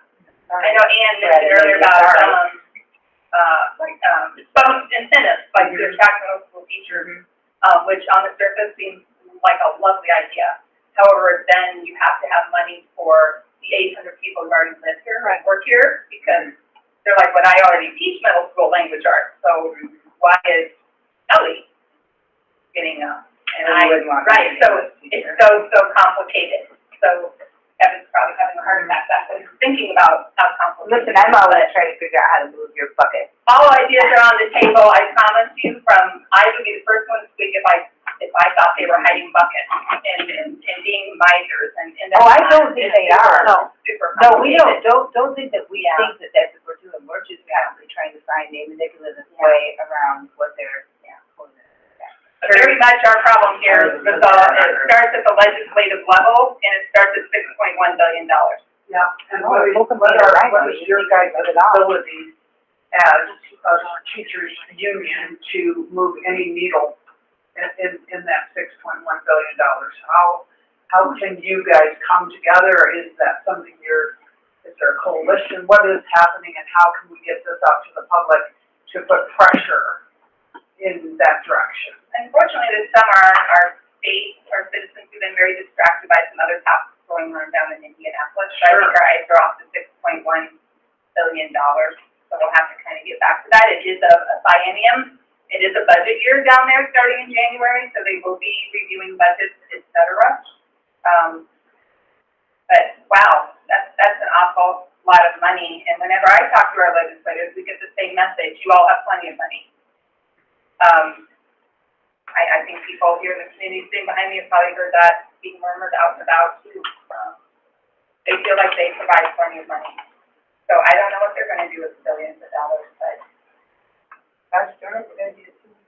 But we have a $2,000 or 2,000 person teacher shortage in the state, and, no one seems to be coming, so they might Where wanna do be we thinking about stand in the that. United States? You know? 41st? Yeah, We used to be in the top 10, probably We're- 15 years ago, and now Indiana's, I believe. Meaning we have the worst in workforce. Well, there are 9 to 8 states that are worse than us, but that's not something I would necessarily say with pride, that the 8 states have worse teacher compensation models than we do. So where do we stand as far as vouchers in the United States? Are we I number don't have one? the stats on that, Or but for the voucher advocates, they're very proud of our state. They often tout us as Yeah. the most generous and Yeah. easiest to obtain. I'm seeing a cause and effect sometimes in certain, ways that money is sold out. So, it's so complicated, but, I mean, we're gonna work on it. And And I think you know that we will work with the Teachers Association, come up with a settlement that will cause perhaps some stress in Kevin's life, but he'll still be walking the next day is our goal. Mr. Byrne, I think you have a good point as far as, raising compensation for teachers. The state does not permit that to happen until after September 15th. And then because of all the different, hurdles, let's see what to put it, is various meetings and timelines, it still couldn't happen in that first 24-hour period. So, we listened to your speech yeah, on Monday. so, as we have all suffered with bus routes and teacher shortages, et cetera, there's certainly a place we all should be looking for. It's already there, and it will be fixed there. Is our education secretary actually, because there's appointed by our governor now, not appointed by the people, not elected by the people anymore? How's that affected, how things are happening for us? So far, Mrs. Jenner has been very, moderate, I think, in fair in her interactions with schools, so I really don't have any Negative. positive or negative, like specific things. She's generally trying to stay apolitical, which I appreciate because education should be political. Yep, you say that statement too, Yeah. education is not political, she stands for. You know, I love to talk too much, so I'm gonna walk away from the podium now. Go.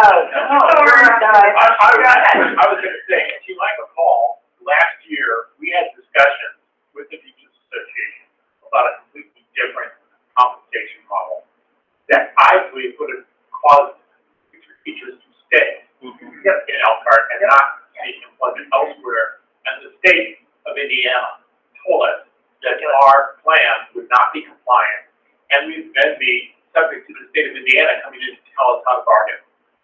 But it was super picky, and it wasn't in our best interest, or our students' best interest, or our teachers' best interest. So I don't get it, why they are not looking at the best interest of the future generation that's going to be running Indiana.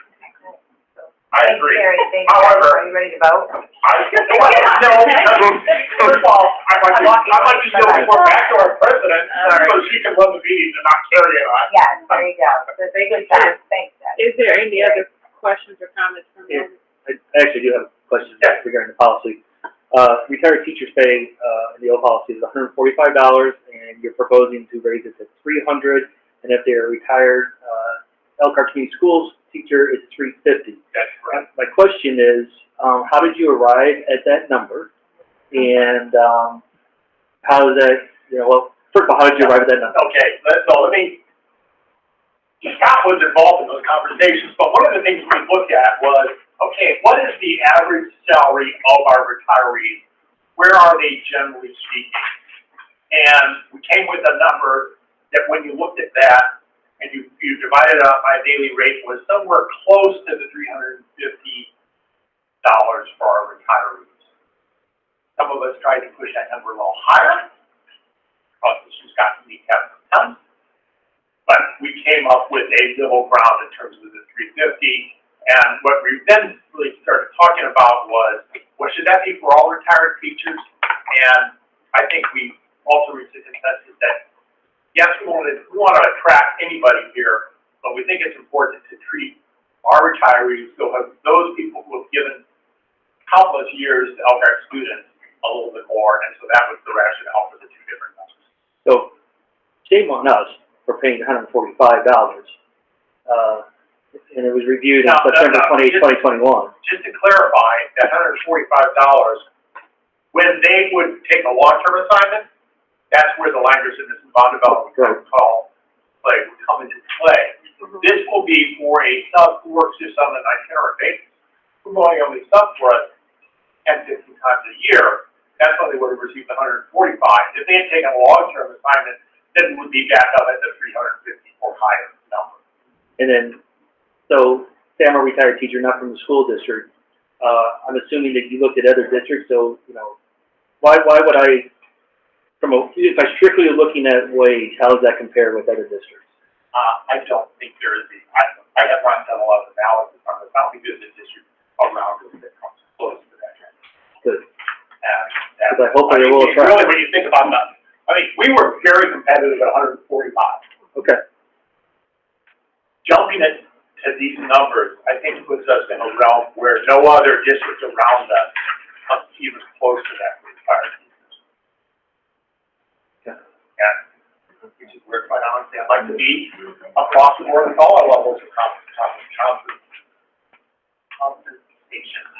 Can we directly market through Get a List from Turf or, and directly We market? may look at doing all sorts of creative things, which is God to really get the word out. Did you say send it to Constance? Yeah. We'll see if we can office to retired Constantine teachers. Maybe, I have a teacher, I have a sister who's a retired Edwardsburg teacher, I may be telling her about it. Okay. That's all. This will be the last public comment before we take our vote. Jeff, can you come up to the mic, please? Yeah. I was just wondering, because I know sometimes we move paraprofessionals into a substitute position, and I'm wanting to know why those parents aren't getting the substitute pay if they're doing the substitute position that day. This question is perfect, because when we get to the substitute compensation plan, we're going to talk about exactly what we're doing on our substitute. Thank you, Jack. So, Great segue. thank you for giving me that entree here for when I get paraprofessional. So, I mean, paraprofessional compensation, I'm not getting any of that personally. is there any more comments from the board? Go ahead. I do have one more comment. We were talking about the $6 billion in reserve. $2.5 billion will be distributed to the pre-1996 state teachers pension fund, which I think has been historically underfunded for whatever reason. So there was a good chunk of money, almost probably a third of it did go into teacher-related compensation. I don't know if that impacts the current pensions at all whatsoever. Indiana didn't use to fund Yeah. their retirement promises, Carrie. Yeah. put them, Thank you. had my teach voice on, so I guess I'm sorry. I could hear I you. can hear you. Yeah, Indiana didn't used to, make sure they had the money in the bank account for their retirement liability. So they've been working to build that for the pre-1996 hirees. Most of Elkhart Community School employees, there's a few, but most were all hired after 1996. So it's good for the state to do that because you don't want unfunded retirement liabilities hanging out there. But it's kind of an old budgetary issue of their own. Right. It doesn't help us in our predicament whatsoever. But they're doing that. Thank you. Alright, are you guys ready to vote? Yep. All in favor? Aye. Opposed? Motion passes. Thank you very much. Interesting enough, our next policy we want to talk about is our paraprofessional compensation plan. We are making a couple of changes to that plan, one which exactly reaches the point where you're talking about. And really does two things. One, it simplifies the process of what we have been doing. And two, it also simplifies the process for payroll. Last year, the board graciously agreed to pay a differential when substitutes covered by the education fund were called when paraprofessionals were called in to substitute to fill in for a regular classroom. Rather than do it as a $3 per hour differential, which becomes a nightmare to administer and for people to understand, we are changing that to a flat rate of $15 for a half day and $30 for a full day, which again, when you take into consideration the standard compensation for a paraprofessional, would bring them in line with what we pay for a substitute teacher for doing that. It's on top of their hourly rate, so it's really designed to address that particular issue. We're proposing that revision, we won't go back immediately, and put that in the way second reading. In addition to that, we're recommending we remove the pay differential for elementary library paraprofessionals and technology instructional paraprofessionals, because we're at the same time recommending that they include in the classification. So that movement is not part of this, but we wanted to include that as part of the discussion, the closure of that. So we are seeking your approval of that change this evening, which will significantly improve compensation for those paraprofessionals who are called upon and have been called upon frequently over the last couple of years to fill in as a substitute teacher. And it does some other things that we've eliminated some problems that existed in the past. When we did this last year, one of the things that used to be done in terms of practice was a paraprofessional who took on a substitute teacher assignment actually didn't get paid their base paraprofessional rate. They only got paid the substitute rate and did not receive contribution towards program. By doing it this way, they not only get contribution for their normal compensation towards program, but they also get compensated in a contribution for the differential. So we're seeking your approval of this change this evening to the paraprofessional compensation plan. Move to approve. But they had asked me to wait that week. So we have a motion and a second. Is there any discussion? So this gets them to the equivalent of of $350 a day? It does not, it doesn't equate them with a retired teacher. No, But it does equate them with a substitute teacher. Which is with a permit of $100. Okay, Yeah. okay, okay. So it's- And actually, I think in truth, the case that maybe it has it higher than a regular substitute teacher. Okay. And how do they, so the principal comes to them and says, we need you to substitute into a room. So is there a paper that's filled out that goes Yeah. automatically to, There's a paper that's filled out, I would call upon her, but she would hurt me. Chris's payroll is one of the boards. Sorry, Chris. There is a form that is filled out at the building level Thank you, Chris. that indicates that information, Okay. and so that gets inputted in the Okay. payroll So system. there's no question, because the past there's been kind of an issue with maybe communication between the principal and the staff member and confusion on, hey, I just substituted, why am I not getting paid? So this will be very clear for Now, it's half a full day we're doing this, Okay. so I think that's an important thing for people to understand. It's not just come in here for Correct. 15, 20 minutes. It is the half a full day. Okay. Okay, all right, thank you, But those are great questions. thank you. That's all. Is there any other discussion from the board? Is there any questions or comments from the audience? All in favor? Aye. Opposed? Motion passes. the last policy that I'm asking for waiver center, that would be the technical assistant compensation plan. Because we are also recommending the movement of the library paraprofessionals and the technology instructional paraprofessionals to this group. One of the things that's unique to that classification of employees, because they have regular instructional responsibilities on a daily basis, they would have a preparation period identical to a classroom teacher. So if we call upon these individuals to serve as a substitute for a period in that classroom and give up their preparation period, we wanted to treat them the same as a classroom teacher. And so that's the language that we're proposing, which was in the paraprofessional plan. We're moving over to this plan to deal with that particular issue.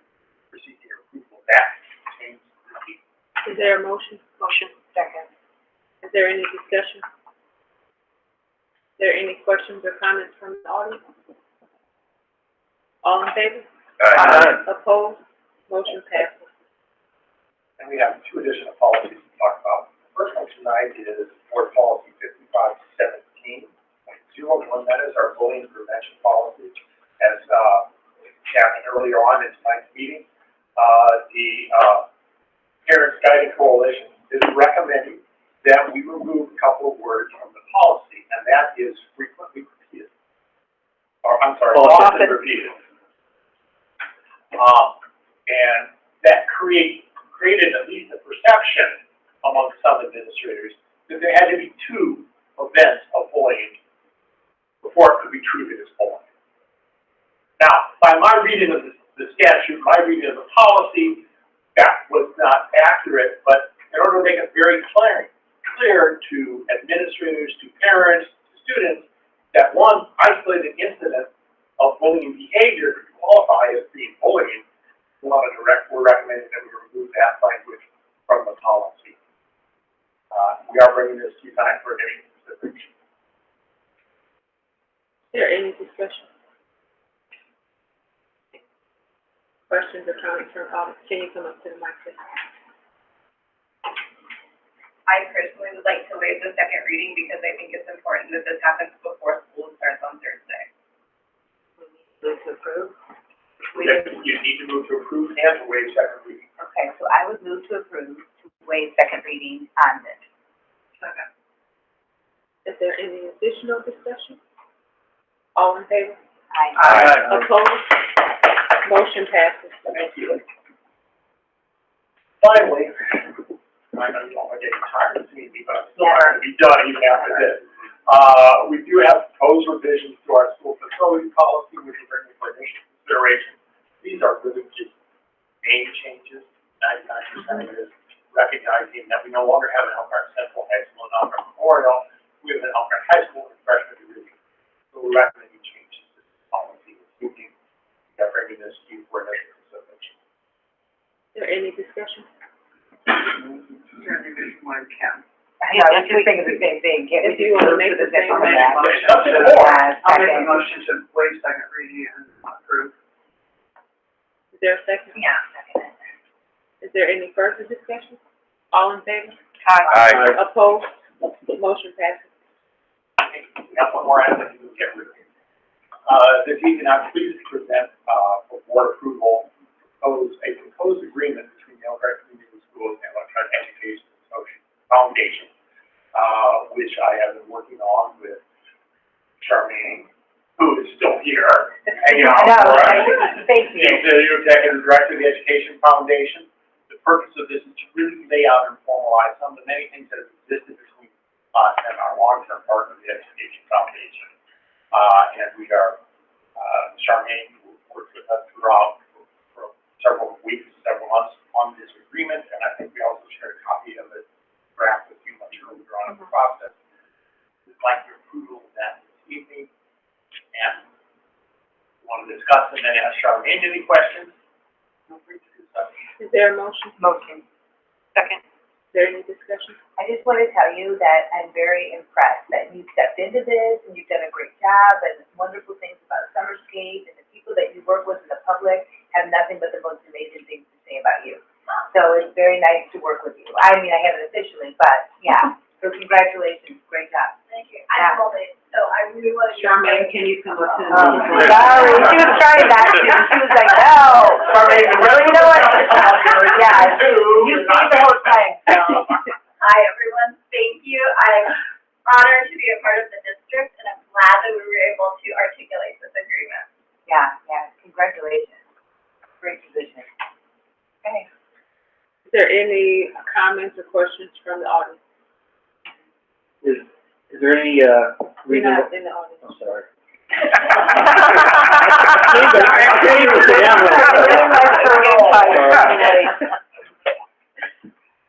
Go ahead, I'm just. Is there anything that limits this to a 1-year term? No. We set it up as a 1-year term, but there's really no reason why we couldn't renew it. I think there's a benefit, at least early on in the process, to have that review, show if there are particular things that we feel like ought to be changed. We have the flexibility to do that, but there's really no reason why this couldn't be longer term. Is there any other discussion? I just want to say this is important, and it gives some substance to recognizing the Elkhart Education Foundation, which has contributed a great deal of time and treasure to Elkhart Community Schools. So I appreciate something being formalized. Is there any other discussion? All in favor? Aye. Opposed? Motion passes. Thank you very much. Thank you, Doug. No, thank you. Dora, do we have? I'll try not to hog next. Yeah, Do we have anything from the audience? Wow. You need to fill it out for this one. I left it in my car. Need a pen? Need a pen? What? I don't have one, but I don't have one. I had it filled out, but I left it. How about you just go ahead and speak and then fill it out right after Okay. and make sure you give it to Dora. So I went ahead and walked, the distance,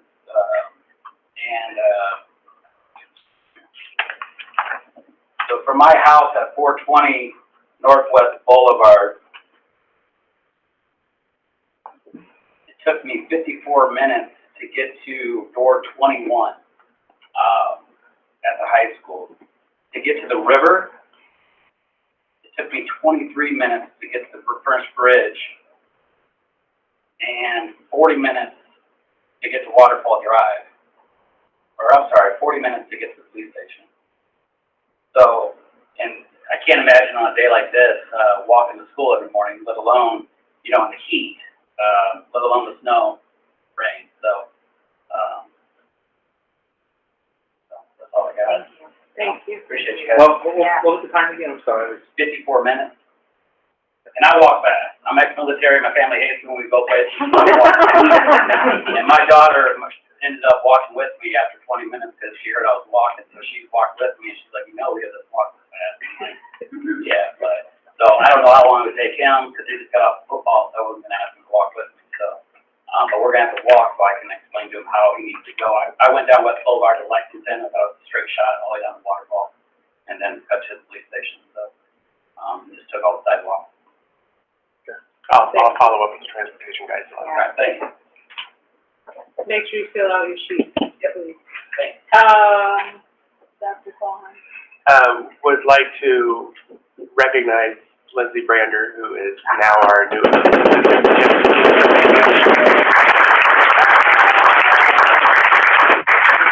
you like to say a few words? She's right back here. Oh, the podium. Lindsay, your favorite thing to do, but you're getting like better and better and better at it every time. Well, you're doing it. Thank you. I'm gonna try not to cry, but, I'm honored and humbled by this opportunity to serve Elkhart Community School students, family, and staff.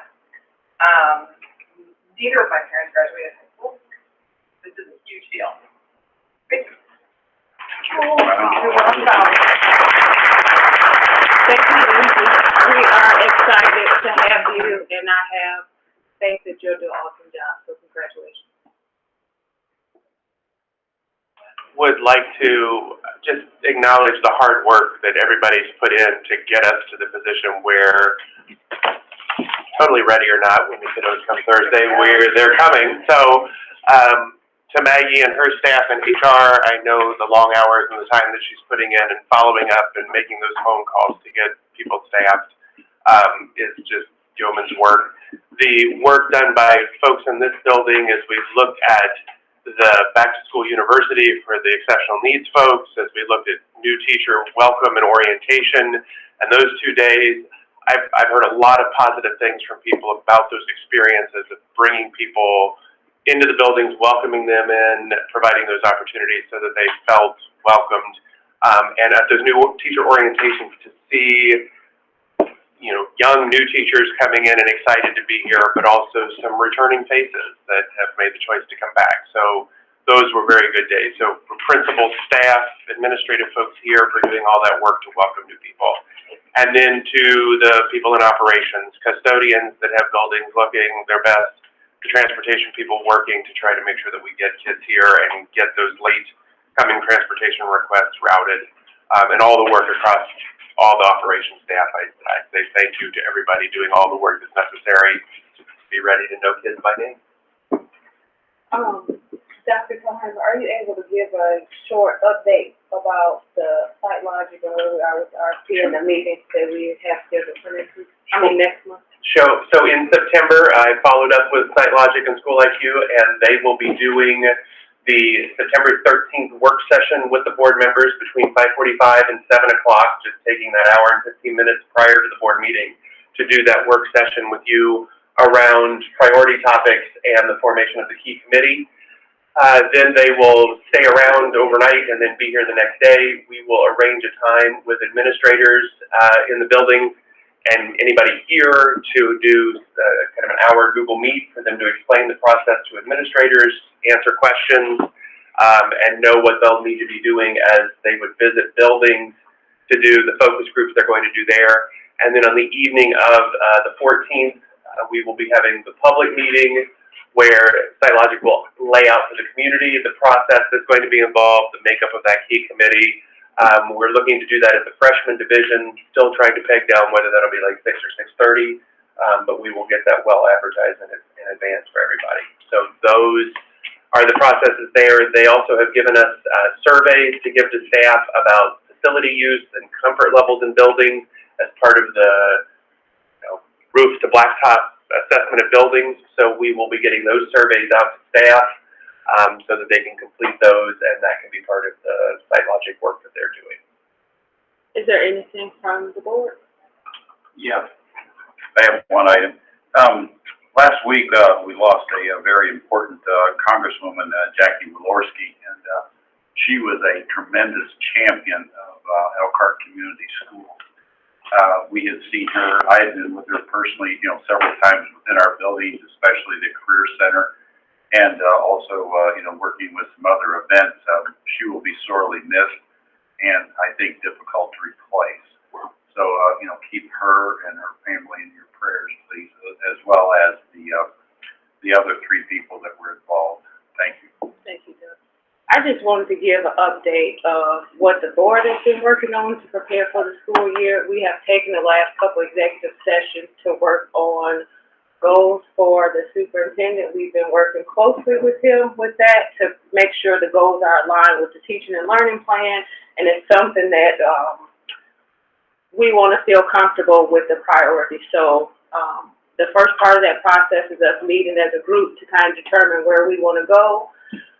And the second part of it is meeting with the superintendent. So I've been working closely to make sure that the executive sessions are properly noticed, working with the superintendent so he knows the context and the date so that he can get them noticed. So we are hoping, based on a recommendation from our retreats last summer, the evaluation process and the goals used to go from calendar year. We wanted to move them to a school year so it's easier for Dr. Talharman to reach the goals and everything is in line. So we are hoping to have that process finalized by the end of August, maybe the beginning of September. So if there is nothing else, meeting adjourned.